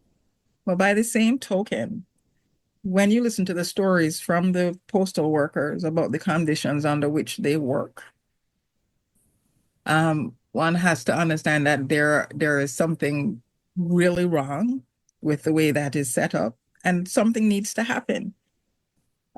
People need to come to the table. I thought it was really strange that they started laying off people when they were on strike. I mean, who does that? It was really, in the words of my friend, a dog's breakfast. There's a lot wrong in the postal service and the way that people are treated, and their work conditions and what they have to put up with, and the way they are paid. Man, that's not a job I could do. I tell you that much. But people depend on their mail. People depend on their supplies coming by mail. There's no other way of them getting it. Cost is prohibitive around other ways of getting things delivered to you. Does it have a future? It must have a future, if only for that reason. Yeah. If we did away with it, a lot of people would lose. What they would lose would be important things and important deliveries. People cannot afford the FedExes and the Purelators. They depend on the postal company. It's a crown corporation. And yes, it may lose money, but what it provides is profoundly important to us. But we have to find a way to make it work. And we have to be fair to the people who work. Back to work legislation is always a tool people have in their back pockets, and they will use it to their best advantage, which often is to the disadvantage of the worker. Sure. So that is always a sticking point with me. But too many people depend on the mail at this point for things that are vitally important for it to be gone for too long. I agree. Less than there was, but I agree. It is still a valuable service to smaller businesses, rural areas. The expense that you mentioned is all very, very true. Philip Mills, your thoughts on this? Well, in some ways, I always think there's some sort of a dichotomy here between this question of, do we need the Postal Service, but also we're going to legislate them back? Well, if you don't need them, why do they have to come back? Like, if this is a thing we can get away with and we don't need in our communities, and it's not an important element to anything, so we're just going to scrap the whole thing, then what are we legislating them back for? We should be fine without them. And right. I think that this indicates the reality that isn't the case. We do benefit from this, and this idea around looking at it as a business when it is not designed to be a business. It is a social good. This is to allow for these things to be affordable. And so the idea being, because if we want to be a business, there are businesses. We can see what that would cost.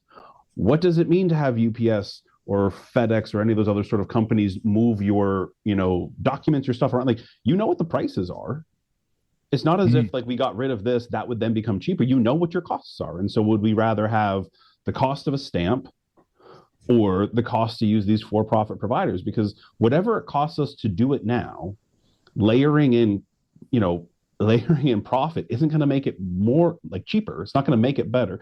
There's constantly this idea that government needs to be more efficient and needs to run more like a business, without the idea that like that throws in costs. And what that means is the people that we're trying to do here as support here. So rural, hard to access, those things. So if the answer is like, well, I guess if you live in, if you don't live in a city center, you don't get to have access to mail for a reasonable price. Like those are the things we're saying as a community we don't want. We want reasonable access. We think it's important for us as a community to have that. And so I think trying to frame this as a business is half of the problem, or maybe more.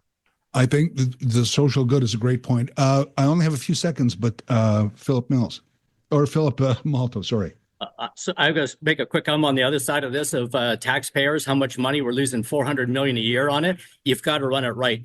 True, it's not a company, but it's got to be accountable. Much like our federal deficit, you help with the cabinet shuffle. If you can't run this company like you do a household on break even, then you got to change your. It's a business model. It's a business plan. It's a long term. You got to change what you're doing. You can't go year after year with that and blaming the upper management, blaming this, or people blaming you can't blame each other. Figure out a game plan, because people are really tired of the shutdowns and the losses. It's our Friday 4 panel. This is 570 News Radio. Back in a moment. I'm Larry Fedoruk in for Mike Farwell. Marjorie Knight is here. Philip Mills, Philip Malto, and neither Marjorie or Anne or Philip or Mike or Larry are on the list of most popular baby names for Ontario for last year. I just wanted to get your thoughts quickly on this. On the girls' names, Olivia, Charlotte, Amelia, Emma, and Sophia are the top 5. The boys' names are Noah, Liam, Theodore, Oliver, and Jack. Do you know any people? Do you know families where all the kids have these names because they're popular right now? I do, because I have young kids. Oh, okay. And so it's every time we ask about what's going on at our local schools, or they talk about my boys and the friends they've made, they don't know a single, a Philip or an Andrew or whatever, those kind of a Sarah. None of those names exist anymore within their group. It's always, a group of names that never would have been, and this stuff cycles and it'll change back. But I do chuckle that there is not a single, there were 6 Sarahs and a bunch of Andrews and all the Johns, and now there's not a single one to be found in any of my boys' classes. Yeah. The thing that struck me about this list is that it looks kind of white to me. White and old-fashioned.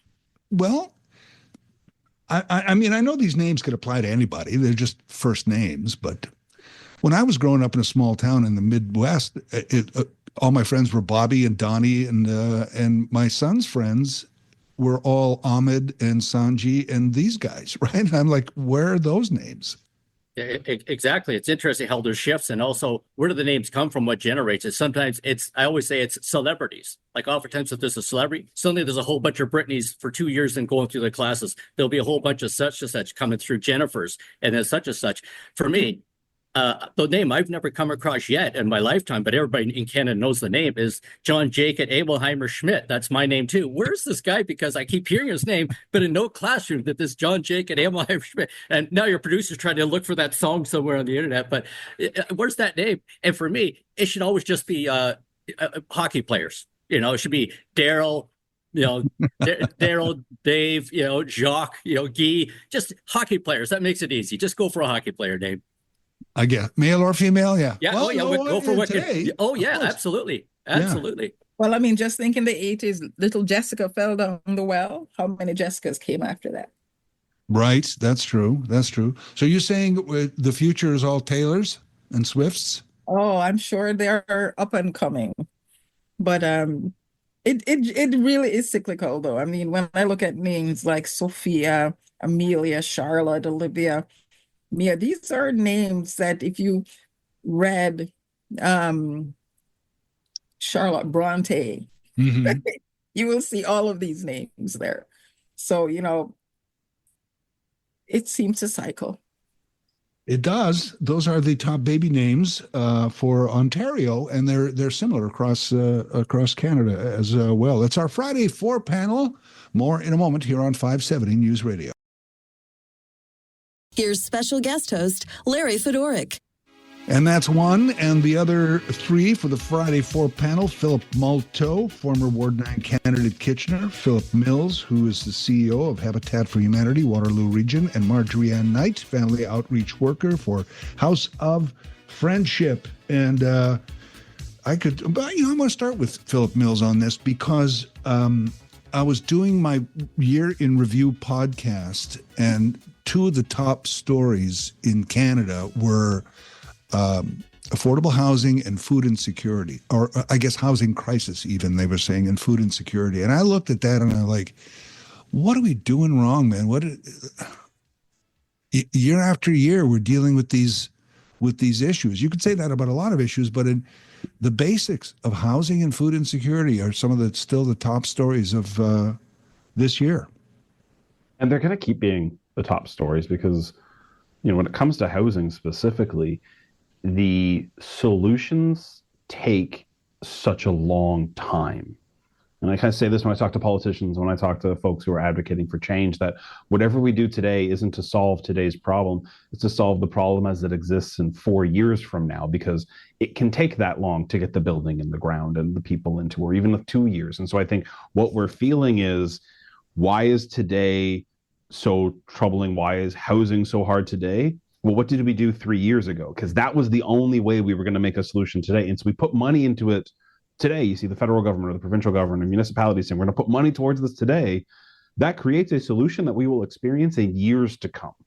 And I think that's the dissonance, is that there's such a lag because of how long it takes to create housing, affordable or otherwise, that there is just, so you layer onto this all of the other realities around the economy and the cost of lending and the money to be made, in the for-profit sector around housing.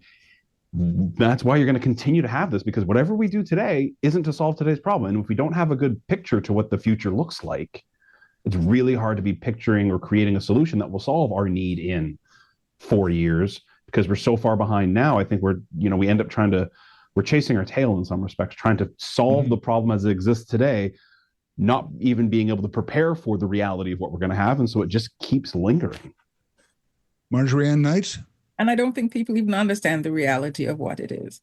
It's what we haven't been doing for the last 25, 30 years. And it has caught up with us. We gave it to for-profit. Their name is for-profit. Mm-hmm. They're not there to make it to help people. They're there to make it to sell it. And all the other parts of it, people pay what they make.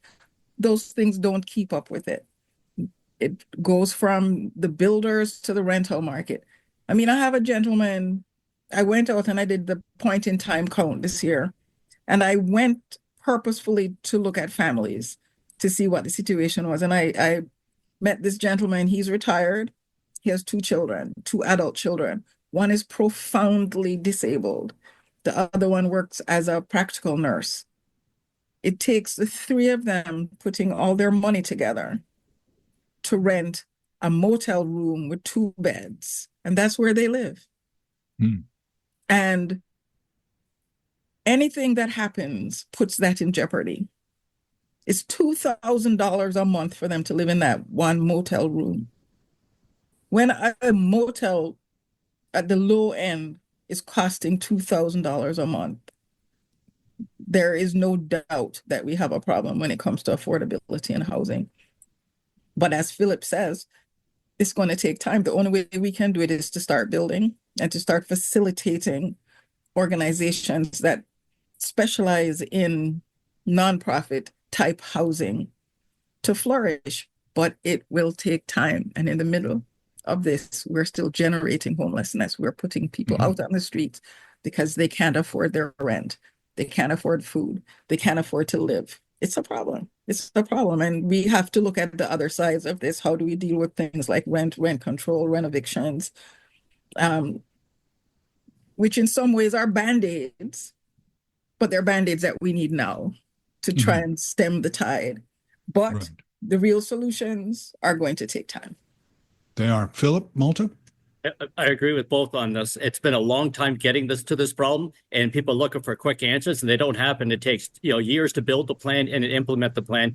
Doug Ford was in town just over a year ago at the Sterling Highland area, talking about there's an old building. We're gonna do all this great building. We're gonna build it in. That's just now a vacant lot and it's covered with garbage. Somebody dropped off a bunch of garbage. So it takes time. You can stand in front of a microphone. You can make promises, but it just takes time. You just don't come up with funding. It's not like fixing somebody's deck. We just make a few calls on Saturday morning. We're gonna fix this. It takes years to plan, years to budget, years to implement, years to happen. But it would work even better if when you stood up and opened your mouth and made promises and said that you would do something that you would actually do. Because the amount of time we hear about money and we don't get the money is almost legendary now. So it's one thing to say we're going to stand up and say we're going to do this. If we're going to commit to do it, let's commit to do it. Let's do it and get it moving and get it done. We know it's going to take time. But if you're going to play around like a football and go, oh, yeah, man, I'm going to do it soon. Listen, man, it's not soon come Jamaica. It's like now. We need it now. So don't start if you're not going to finish it and see it through. Is it, I mean, do we need or should we have, I think the answer is yes, but like a force that combines municipal, provincial, and federal, because it's not just, it ends up being one city's problem, but it's not just one city's problem. It's a bigger issue. And this is what drives me crazy because the level of collaboration that we need at this point, which is the only thing that can save us, is everybody being together to solve a problem. And if anyone is stepping out of that conversation, it will not work. I think we've just got a lot of folks pointing at each other. This is not mine. This is yours. I keep saying really hard. It doesn't matter who you vote for. It doesn't matter who you work for. I don't have to like you. I don't have to skip down the road holding your hand. I just have to work with you. And we have to work together to solve what's in front of us. And that's the attitude that we need at this point. It's that dire. It's that bad. We need to come together and do it and immediately. It's our Friday 4 panel. I'm Larry Fedorkin from Mike Farwell. More in a moment. We'll talk speed limits and school zones next here on 570 News Radio.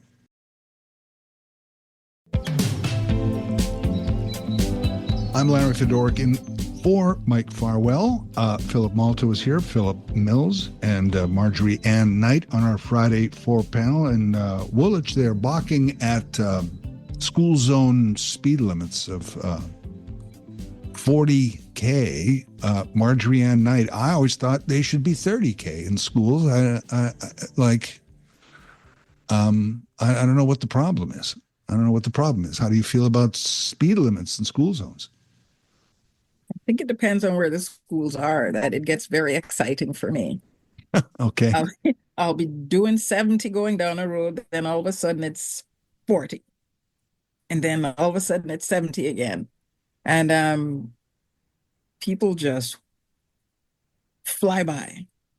If you're local, you know where the schools are and you drive accordingly. But if you don't know where the schools are, you can get caught really quickly because it's not like they're giving you any warning along the way. It's just all of a sudden, boom, school zone 40 or 30.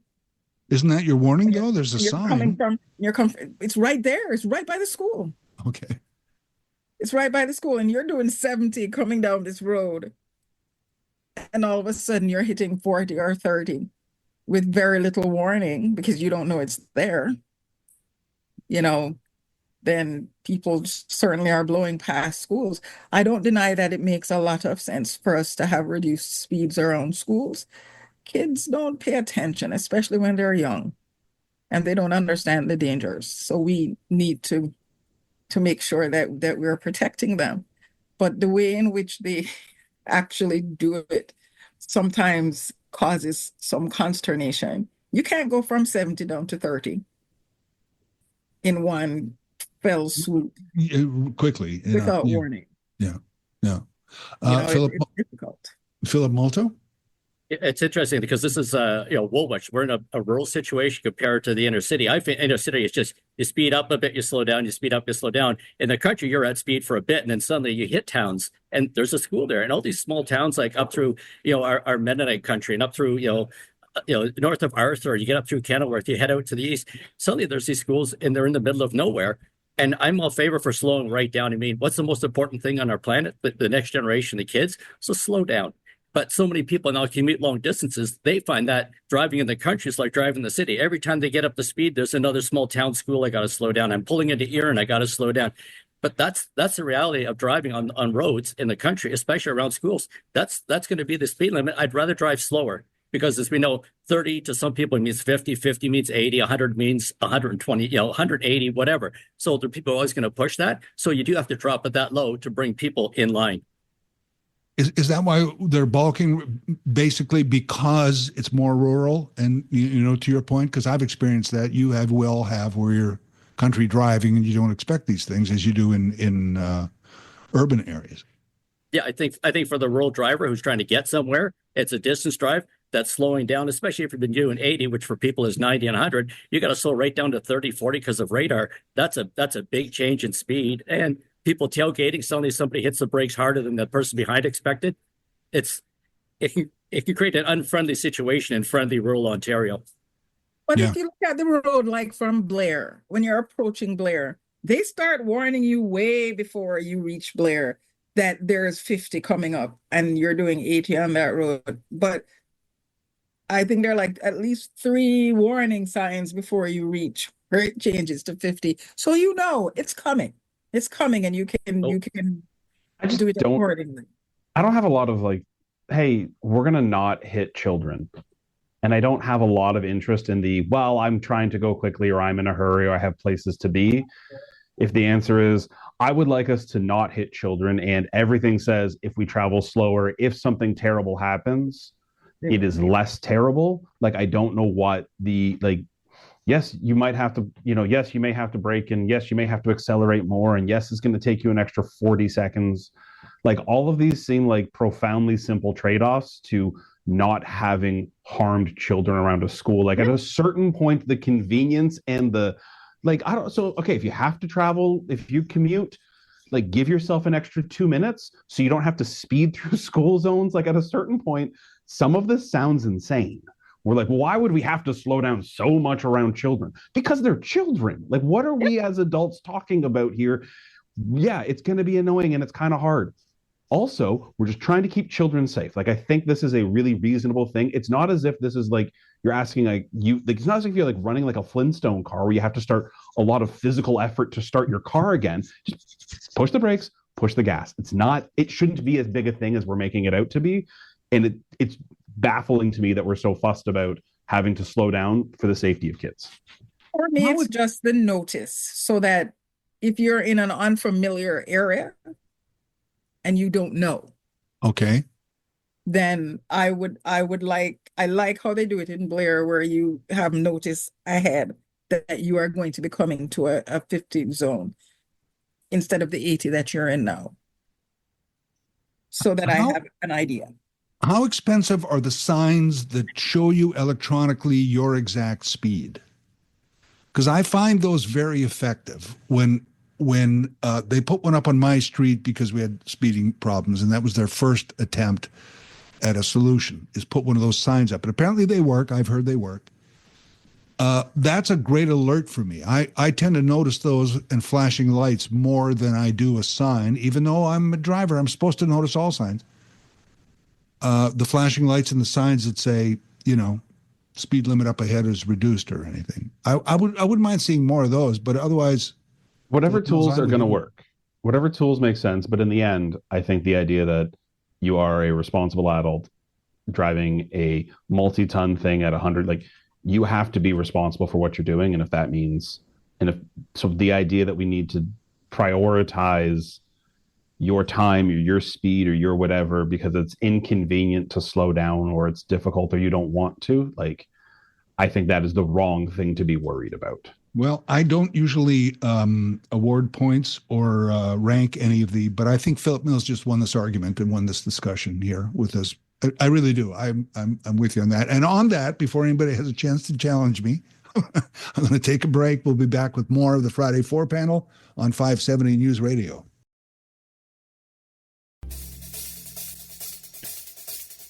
I'm Larry Fedorkin from Mike Farwell, Marjorie Ann Knight, Philip Mills, Philip Malto. I just want to wrap up our Friday 4 panel here for December 20th. The last weekend of Christmas shopping. It's the last day of work and school. It's the last day of fall, by the way. It's actually winter solstice tomorrow, so enjoy your autumn day. Philip Malto, Christmas plans, traditions, any of that stuff? What are you looking forward to in the next few days? I'm looking forward to tomorrow, the first day of winter, because I'm in the Snowmobile Museum out here in Air at Team Vincent Motorsports. So I'm looking forward to snow falling. I want to get some snowmobiles out, even these museum pieces without the boss snow. I'm going to go riding. I'm going to go play in the snow. I miss old school winters and Christmas time. Give me that Bedford Falls look. I want snow everywhere. All right, man. And I wish we were on Rogers TV today, because I thought your background was a vintage photo, but it's actually this museum, and those are actually real vintage snowmobiles behind you. It's fantastic. I wish people could see it. It really is fantastic. Philip Mills, your holiday plans. All the same, all of the normal traditions are one of my favorites, and maybe our oddest is my father always loved a good documentary. And in his memory, we watch a ridiculous documentary about hot dogs, and then we make a bunch of ridiculous hot dogs to then eat afterwards as a memory of my father who's passed away. So me and my brothers, we deep fry hot dogs, and you do all kinds of silly things because they did them in a documentary. We'll all sit down and watch at some point this year. So that's what I'm looking forward to now. Isn't that? I love that. I love that. I'm laughing only because it's so unique and so sweet, actually. But what a fantastic thing. When do you do that? Do you do that? That's like when we get together for Christmas. So we've got two brothers and all of our kids, and we'll all get together and we'll watch this silly documentary at some point and make some silly hot dogs. Oh man! All right, Marjorie Ann Knight. Does your Christmas involve a lot of tradition? Well, it usually does. Mostly that it's not white, it's green. But sadly, I am stuck in the white Christmas this year. Traditionally, we go home to Jamaica and we have a huge family reunion. We have a huge cricket game of the elders versus the babies. And it's usually just a wonderful, wonderful day of games and laughter and catching up. So I'll probably do a FaceTime call with family at home and hang out with my daughters and my granddaughter here.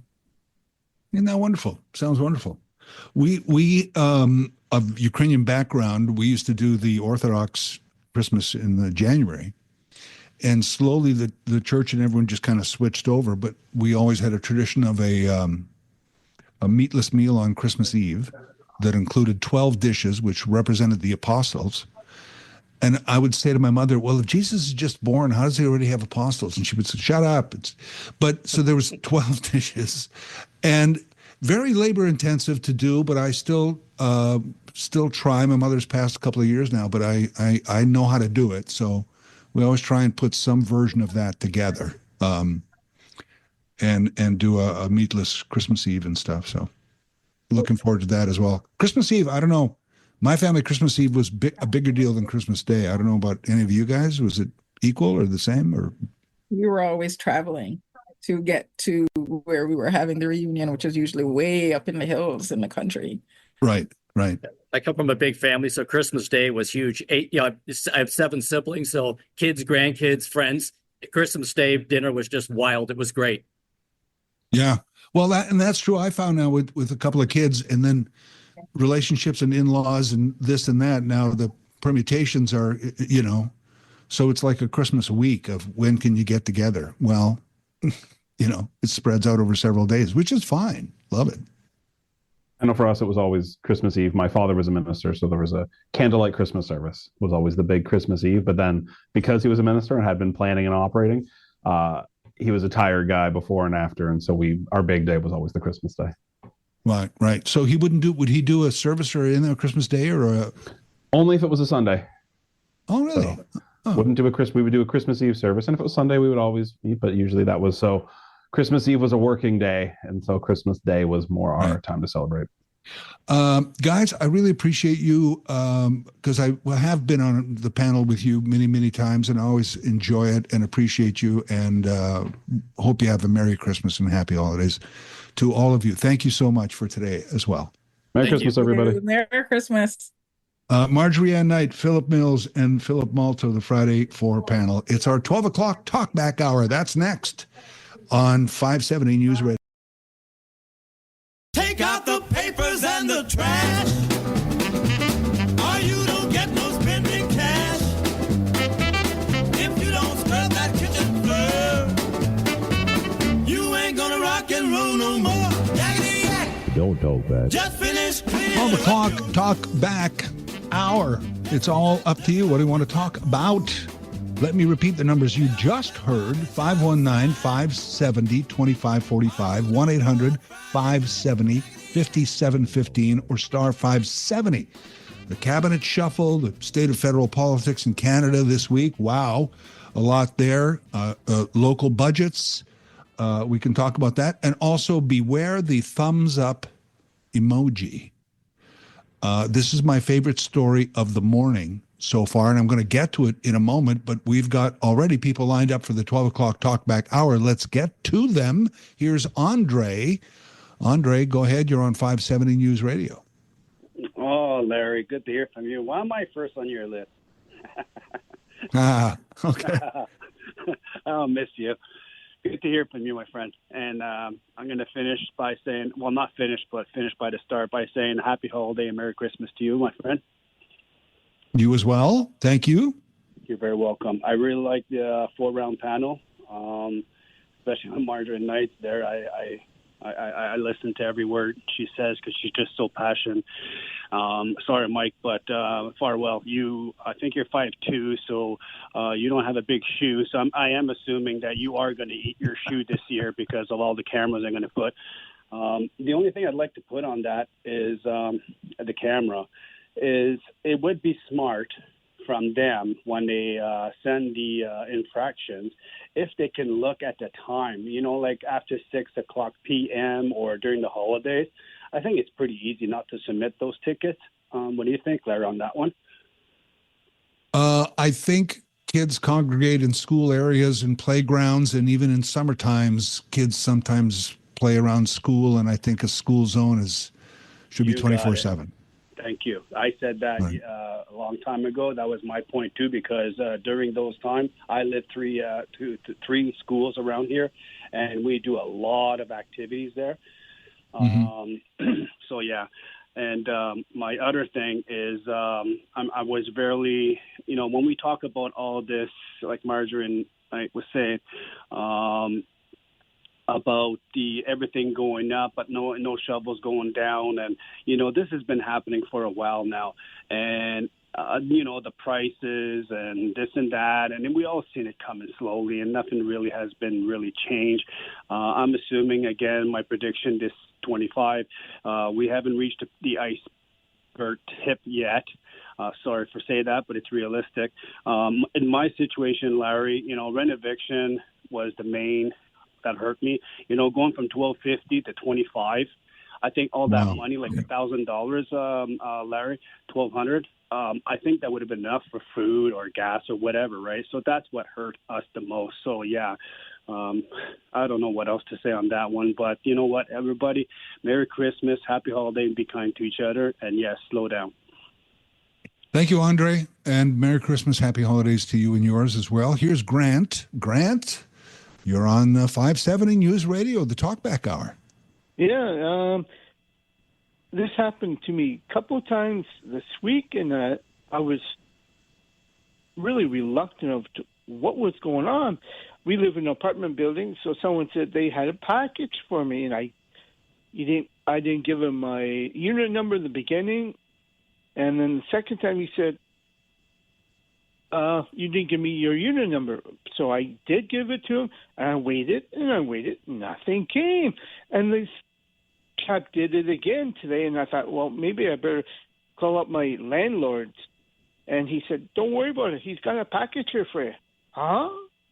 So it was chocolates from someone. I looked at the card, did not say who it was from. and I was really surprised. So whoever sent this out to me, I was very dumbfounded, but very, very happy. So thank you, whoever sent this out, and I hope you have a good Christmas too, there, my friend. All right. Always enjoy hearing from you, Grant. Thank you very much. Merry Christmas to you. It's funny because that goes against what most people would tell you, right? If you're not expecting a package, then it's not for you, and be careful and don't give out information. And I had this came to mind when Grant said, because I live in a building, and one time there's a knock on the door, and I never open my door. And I'm an adult male. I guess anybody's vulnerable, but of all vulnerable people, I'm usually in this less vulnerable category, at least statistically. But I don't open my door. I'm just like, yes. And then somebody says, if it's somebody they're not supposed to be in the building soliciting, but if somebody says, would you? I was like, no, thanks. And I don't open the door, unlock it or anything. So a guy knocks on my door, and I was like, yes. And he goes, yeah, I found a set of keys. And I'm like, yeah? He goes, well, I was wondering if you, maybe you know who it is. I'm like, how would I know what my neighbor's set of keys look like? How would I know? I'm like, I don't know. It's not mine. He goes, yeah, but maybe it's I'm like, and then he says, I'm an ex-police officer. So I follow up on these, and I'm like, great. I'm glad you're doing a good job. I don't know whose keys these are. They're not mine. Good luck. I'm not opening the door. But here's Grant. Anyway, this is just a side story. But here's Grant. He actually gets an anonymous box of chocolates. Gee, Merry Christmas. That's kind of cool. Everybody wants to send me chocolates. I will accept them, I guess. The thumbs up story. Be interested in your thoughts and comments on the thumbs up emoji story that I heard this morning, which I will share next when we return with more of the 12 o'clock Talkback Hour. This is 570 News Radio.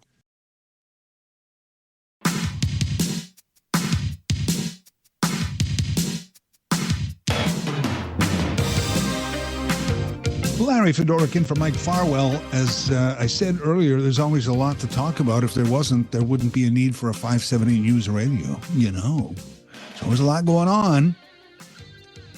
And whatever you're thinking about, it's up to you. 12 o'clock Talkback Hour. Give us a call right now, 519-570-2545, 1-800-570-5715, or star 570. So here's one that I think is interesting. This happened, a court of appeal in Saskatchewan just ruled that a thumbs up emoji is equivalent to a signature on a contract. Does that sound bizarre? It kind of did to me at first. And the details aren't super important, but basically it was a grain buyer who had purchased grain from a farmer before several times. And they said, how about they wanted to buy some flax from this farmer. And one of the workers for the company, they were texting back and forth. And he sent him a photo of some, forget what it was, a grain silo or whatever, with some numbers and flax and whatever. And he got a text back from the farmer, 2 thumbs up. The guy at the grain company figured they had a deal and proceeded. And when they didn't get the grain, after a few weeks and months, he's like, hey, what's up? And he's like, well, we don't have a contract. And he goes, yes, we do. I sent you the text. You sent me So it went to court. And a court ruled in favor of the grain company. In other words, saying thumbs up is like a signature. That's you agreeing to the contract. And they went to a court of appeal, and a court of appeal just upheld that. So I don't know that it's precedent setting for the world, but it is interesting, isn't it? Would this be? I mean, do you think they're right? Do you think just like the farmer said, by the way, everybody's lawyered up, but the farmer and his lawyer said, no, my thumbs up was just a message indicating that I received your text. And the court said, be careful, thumbs up, according to, and the judge cited the dictionary.com definition of a thumbs up emoji, which is, I don't have it in front of me, I guess I should have, but basically a thumbs up emoji indicates approval, authorization, all these things, which are tantamount to a signature, an electronic signature. So I kind of get that in a world where if we communicate that way today, if that is one of our languages, are emojis, that what's the difference if you need, now, in other ways I go, well, hold on a second. When it really comes to, and I've had to do a couple of, kind of legal things electronically where I need records, or I think during COVID, that's how I renewed my insurance policies. We did a lot of it electronically, and I became somewhat adept at doing the electronic signatures. And now on a lot of PDF files and things that you exchange, there's a place where you can actually sign. Sometimes you can cut and paste your signature, and that's good enough for them. But at some point, you need either an email, which I understand the legality of an email, because if it's my email and I go on an email and I say, this is me, Larry, on my email that you know, and I'm saying, yes, I agree to the terms, then I can see that legally binding. But a thumbs up on a text, gee, that seems like, I get it, it's part of our language today, but don't you think at some point you would go, okay, thanks, now I'm going to send you an email or maybe even a physical piece of paper in a mail on a contract and I need your signature? Or when can we meet and exchange signatures? Or even a Zoom call where I have a videotape of you nodding, saying yes, agreeing that you're going to send me some flax. Flax. Everybody knows that you use text for wheat, and for flax, you use fax. Oh, never mind. Sorry, bad joke. But I guess I'm kind of seeing both sides. I can see what they mean by be careful of your thumbs up emoji. Hey, want to meet for coffee later? Only if you're buying, thumbs up. I getting a thumbs up. That means you just agreed to buy coffee. You just agreed to pay for coffee. So I'm going to legally hold you to that, because that's when you thumbs up to me, we've entered into a contractual, legally binding contract. Is that right? Should that be right? Gosh, I don't know. I guess in my other example of a cup of coffee, then come on, whatever, sure, fine. You committed, you said you'll buy me coffee. But for $82,000 worth of flax in a grain contract that now a farmer is liable for, and he's liable for damages and losses and all these kind of, I'm like, I think at some point, I don't know what the cutoff is, but let's say it's $100. You would say, no, I'm sorry. We need, at the very least, electronic signatures and agreements and a few emails back and forth beyond a thumbs up emoji to say that this is legally binding. What are your thoughts? Or, as I said, anything else? It's open to you. The 12 o'clock Talkback hour is open to you, whatever you want to talk about, that or anything else. We'll be back in a moment. 570 News Radio.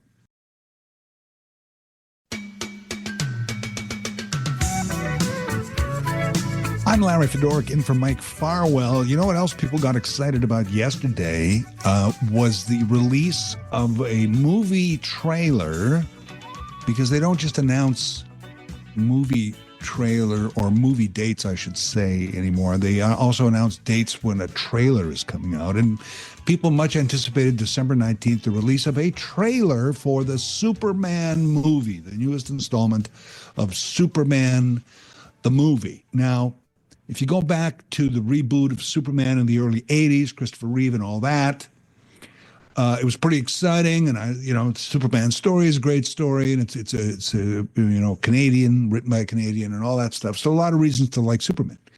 But and I agree that the technology and effects that they have now between, let's say, even 1980 and now is 40 years later. It's a lifetime of technology. But I watched this trailer, and it just looks like a CGI'd movie. I'm so tired of those. I don't know. Like I don't watch any of those Marvel movies. I don't watch them, but Superman is DC Comics. So DC Comics and Marvel Comics are kind of rivals, but DC has kind of said, which has been Warner Studios, DC Studios, are saying, well, we have Superman, we have Batman, we have Wonder Woman. Like, we should be up there with Marvel for these superhero movies. Why aren't we? So they put a lot of money into Superman, and it's much anticipated. And I guess it's fantastic, but I think I miss it. My favorite movies are people talking. So that's one thing. So I don't really, but the other thing is I kind of like it when you don't recognize the CGI, which is computer graphics imagery or computer generated imagery. And it's great technology, and I'm glad they can use it. But I like when I can't recognize it. When it's a regular movie, and then later on they tell you that, that the small town in the background, that was computer generated. Oh, the feather floating through the air, they generated that later with a computer. I'm like, oh, fantastic. That was seamless. I didn't know. But when an entire movie looks like it's just made by a computer, even though there's some real people in there, it kind of loses it for me. Like, okay, there's a big monster, and now the building's falling over, and this guy's pretty evil, and okay. I don't know. I watched this entire trailer going, all right, Superman. It's just, I just don't like the movies. I don't know it. I just want more real scenes, I guess. And don't, you fool me with the CGI and it's great. But when it's obvious that it's CGI, I'm like, well, I don't care for the cartoon, We'll get your thoughts on that and other stories and topics when we return with more of the 12 o'clock Talkback Hour here on 570 News Radio.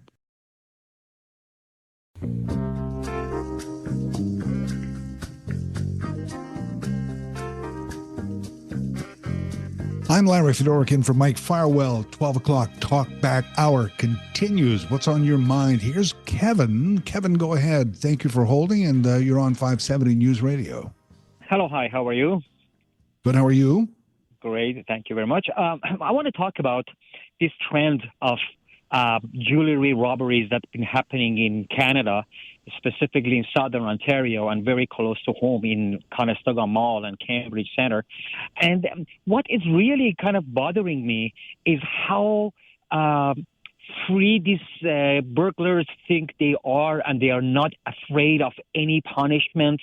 And last week I was at Conestoga Mall, and I see police officers, I see emergency task force officers with all the gear walking through the mall, and I felt kind of so very protected. But then again, it happens again. And I have a friend of mine who is one of those security guards at the mall, and I was talking to him yesterday.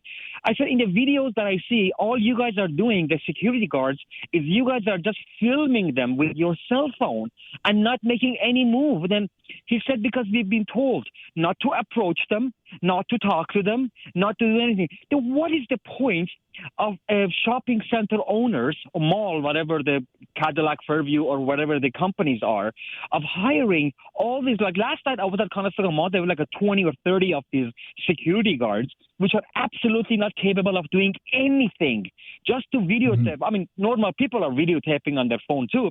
Why not invest the money, and rather than having 10 or 12 security guards, at least there is like only 3 or 4 jewelry store with a uniformed officer. I don't know what's happening. And, these kids are not afraid because they know even though if they get caught, nothing's going to be happening to them. They're going to be free next in less than 24 hours. And look at see what happened to those people who heist the biggest gold theft in Canadian history from Air Canada. When they caught them, I saw the video. They're like walking around Toronto freely. So I think they should invest more money in uniform officer rather than security guards, which are not able to do anything. Kevin, boy, thanks for the call. A lot there. I mean, number one, that the criminals these days are so brazen, especially in these open, not only jewelry store robberies, but generally retail robberies where they just come in and swarm and get out as fast as they can.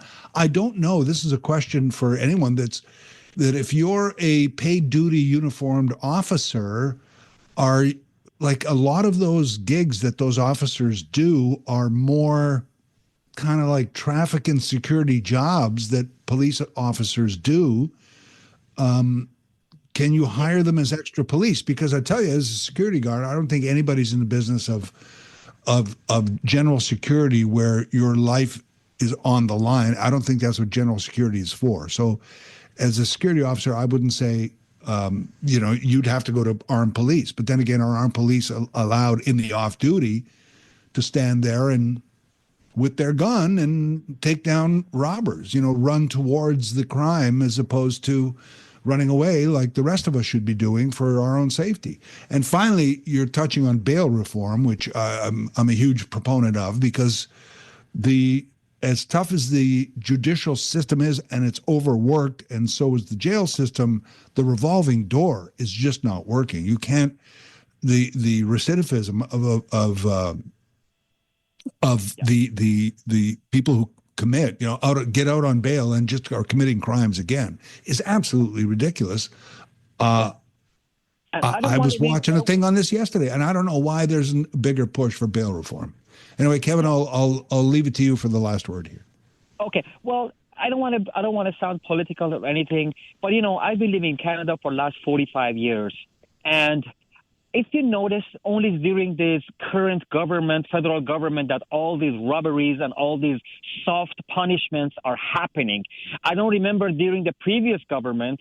I mean, it doesn't matter, liberal or conservative. I'm not talking about any specific party. Any other government, that current government, we never saw that many jewelry robbery during Jean Chrétien, Stephen Harper. I'm just putting in total. But the thing is, I think the softness of current government has destroyed the society in anything from immigration to criminal to everything. So I don't know. Hopefully, New Year would bring us new hope and new way of life. I would hope there's some bail reform. Thank you very much for the call. Here's Kyle. Kyle, go ahead. You're on 570 News Radio. Okay, I'm in a bad area, so if I break up, I apologize. I might have to call back. But anyways, I just want to say it's pretty upsetting that the NDP, after all this time, is finally calling an election. I mean, I don't believe it until it actually happens with this letter coming on. But I mean, where has these politicians been? If these Canadians have been screaming for an election, and it's, all options are on the table. Just answer the question. Are you going to call an election? Yes or no? Not, well, options are on the table, and finally we're going into an election because this guy's pension's coming in February. Like, something needs to be done. I think something needs to change politically within the system itself to stop that from happening and not guaranteeing somebody's pension or whatever. I think that needs to stop because, I looked it up. The average pension for an MPP is $75,000 a year. I wish most Canadians made $75,000 a year on a regular job, let alone a pension itself. So I just want to say that, Larry. But anyways, Merry Christmas and have a Happy New Year, my friend. Kyle, thanks for the call. Enjoyed it as always. The point of democracy and the way it works, in America, they call it the experiment. Democratic republic, slightly different than obviously a parliamentary system, but many similarities in democracies. One of the reasons it's under attack is it's been manipulated by politicians to seek power, and it's not working the way it is. I don't have the better idea if you're saying, okay, smart guy, what do you do? I'm not sure. This has been vexing me and people way smarter than me, which is most people, and society for a lot of years now, because, and it's why there's been a backlash against democracies and liberal democracies and democratic republics for years, because the system isn't working. And people just say, well, the fault is democracy. No, the fault is the way democracy has been manipulated. Democracy is still the best system. We still have to hold elections and vote, but just the way it is now it needs a lot of reform. I won't end it there, but I'll stop there for break, and we can continue 12 o'clock Talkback Hour. More of your thoughts as well on 570 News Radio.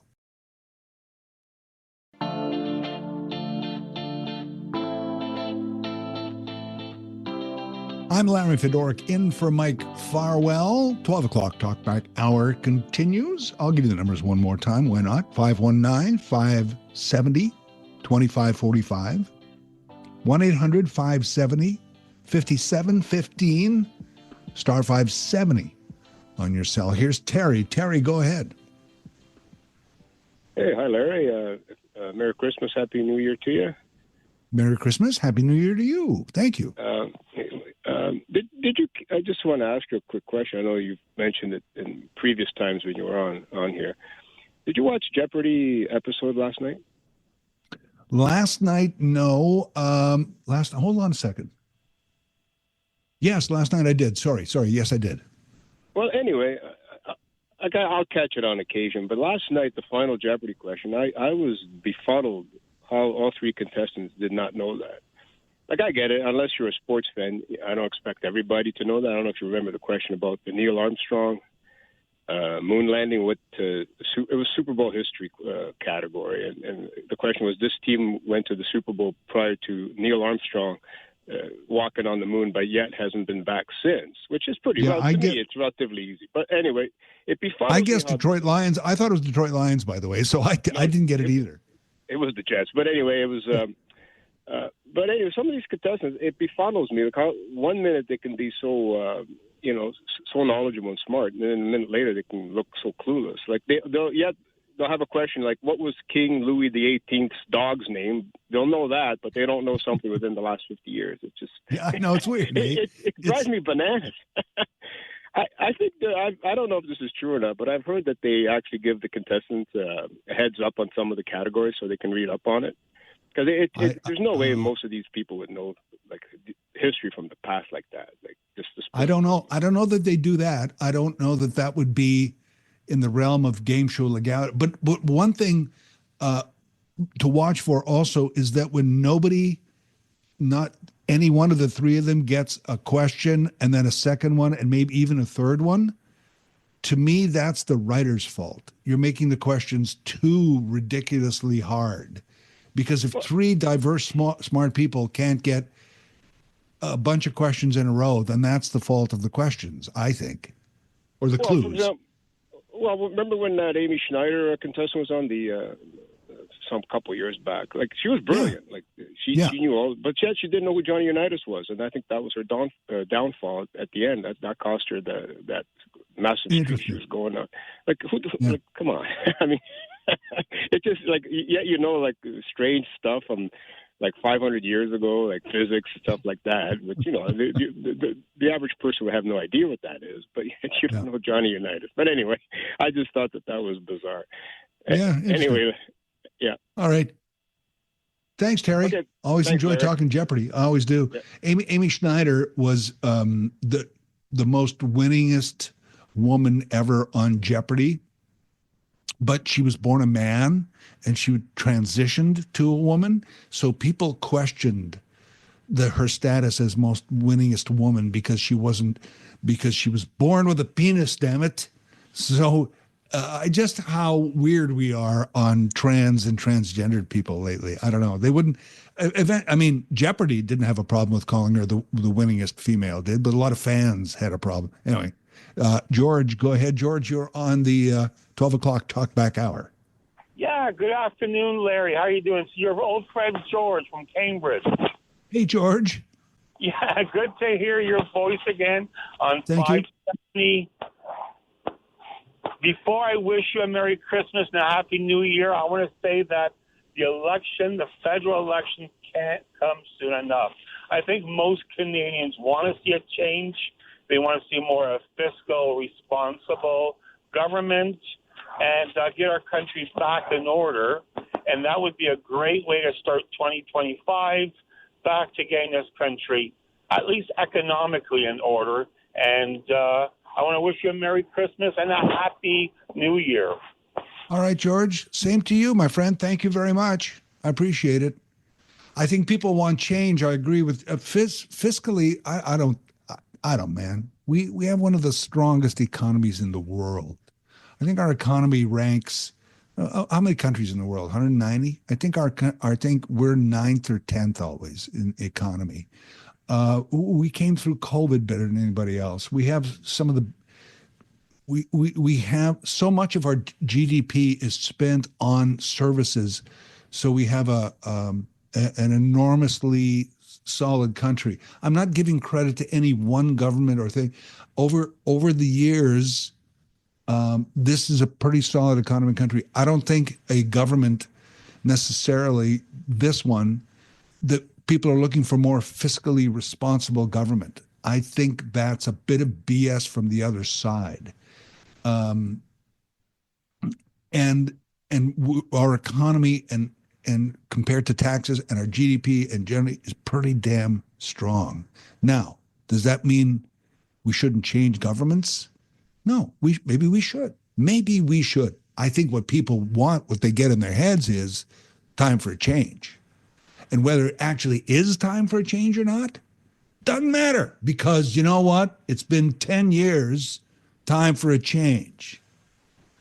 And maybe change for change's sake is something that helps us. Maybe it isn't. I don't know. It depends who else is there. I don't like the alternatives right now, so it's tough for me to say time for a change. So that's just me. I think people want to change, but I don't think there's. I think more fiscally responsible is a misnomer. Could the government do a little bit more about bail reform? Could they do a little bit more about some federal justice laws? Could they do a little bit more about this, that, and the other thing? Of course they could. But overall, fiscal responsibility, I don't know. That sounds good.